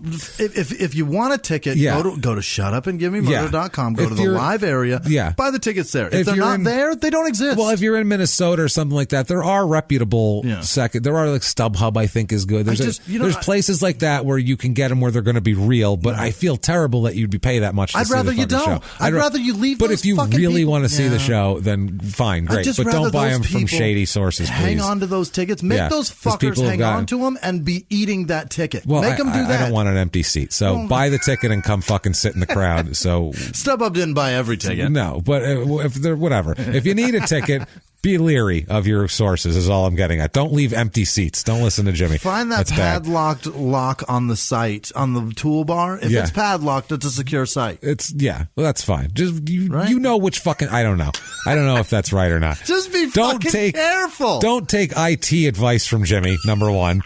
Number two, just be, the reputable sources of tickets. There's StubHub. There's ones like that. If you see it like advertised during an NFL game, it's probably decent. One of those. The other thing is, if you're a listener of this show and you're the scumbag that's scamming people, show up to one of these shows and show yourself. That's not going to hurt you. No. But do that. Get tickets to all these upcoming live shows. We have, like we said, Atlanta, Minneapolis, Denver this weekend. Then we go New York, Cincinnati, and Philly the next weekend. Figure that fucking routing out. I don't know what fucking drunken, blind, fucking moron, Mr. Magoo, idiot fucking routed us there. Map. Gee, I don't know. Darts or somebody had a seizure in the middle of their fucking routing action. Just went scribble. I don't know what the fuck happened, but we got screwed hard. And then after that, we're in Boston, Chicago, Detroit, Chicago, Baltimore, which is, again, the second dumbest routing in the history of touring. So... whatever. Get some tickets for that. We'll see you soon. We'll see you. We'll be tired and jet-lagged and angry. So come out and see us. That's when we're at our best, obviously. And it is actually the sad part. It's when James is at his best and I giggle my balls off. Yeah, because I get raw and start getting pissy about it. So we all have fun there.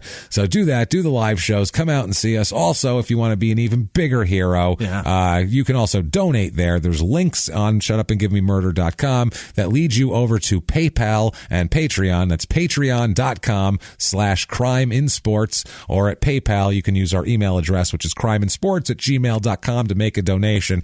And Jimmy, so many people this week have been wonderful to us and done just that and made donations. And I'll tell you right now, I'm going to beat you with an axe handle if you don't hit me with that list immediately. This week's executive producers are Brittany Helm and Larry Peralta. Thank you guys so much. Thank you so much. Really appreciate it. I think it might be Larry. You're the heartbeat of the damn thing. Thank you. I don't want to call a lady Larry, but that's that sounds like she's got a hairy chest if she is a lady. We apologize. Thank you both very, very much. Chris Norris, Callie Ander, Tyler Sheets, Janae Content, Crystal Lamb donated twice, both ways, Patreon and PayPal. And the butt, too. Wow. Yeah, both, yeah. Both ways. Thank you. Kelly Hedges, Vicky Yano Shaw, Tara Jenkins, Under the Sea Fabrics, Audrey Young, Summer McLean, Bryant Toole, Beth Higgs in the UK. Hey, thank you. Kenzeda Crenshaw, Kate Ives, Kevin Dougherty, Laura Yarnell, Simeon Woodvine,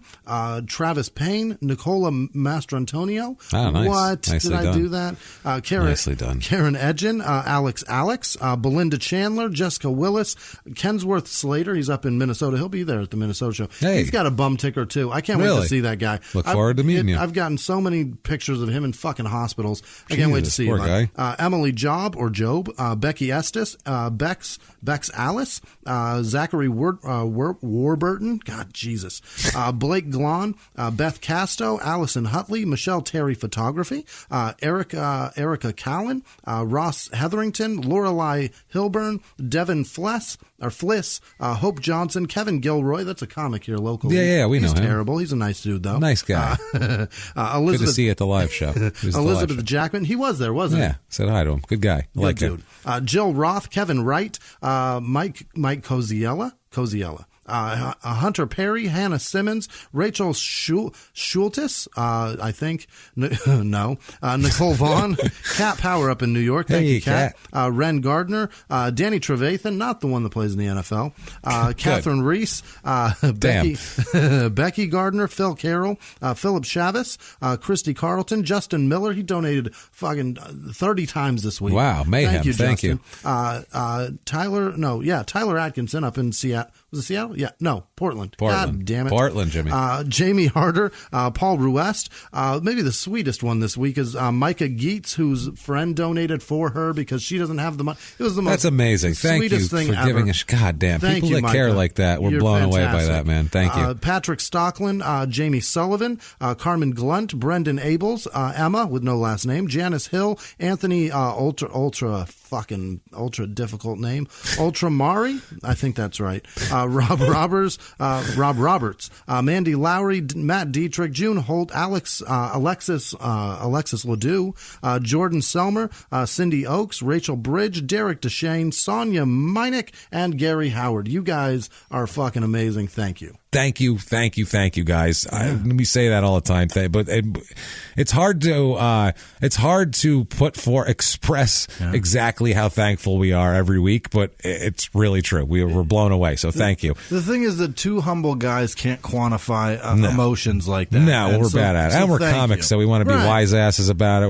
We can't get in touch with our true feelings. It's a disaster. So, but thank you's all we've got. Thank you. That's it. So thank you so much. We really, really appreciate you. And Jimmy, what if they appreciate you? How can they tell you? Where can they find you? You can find me at Whisman Sucks, WHISMAN Sucks on Twitter, Instagram, and Snapchat. Oh. And I do my best to respond to everything. It's not easy, but I really appreciate you guys. So thank you. Where can they tell you how much they appreciate you? That's pretty damn easy. You can do that you can do at Jimmy P is funny, and or you can copy and paste my last name from the show description because you're not going to spell it right. And why bother trying? Honestly, you don't need to know how to spell that. So copy and paste, do it that way. But that said, Jesus Christ, it's been a wild one. Everybody go have some macadamia nut pancakes and then wake up the next morning just because that guy can't.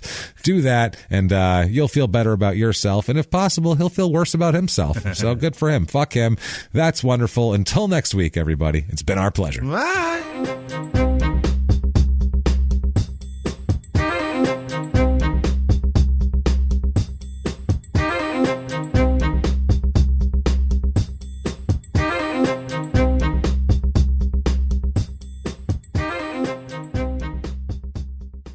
If you like Small Town Murder, you can listen early and ad-free now by joining Wondery Plus in the Wondery app or on Apple Podcasts. Prime members can listen early and ad-free on Amazon Music. Before you go, tell us about yourself by filling out a short survey at Wondery.com/survey. He was hip-hop's biggest mogul, the man who redefined fame, fortune, and the music industry. The first male rapper to be honored on the Hollywood Walk of Fame, Sean Diddy Combs. Diddy built an empire and lived a life most people only dream about. Everybody know ain't no party like a Diddy party, so. Yeah, that's what's up. But just as quickly as his empire rose, it came crashing down.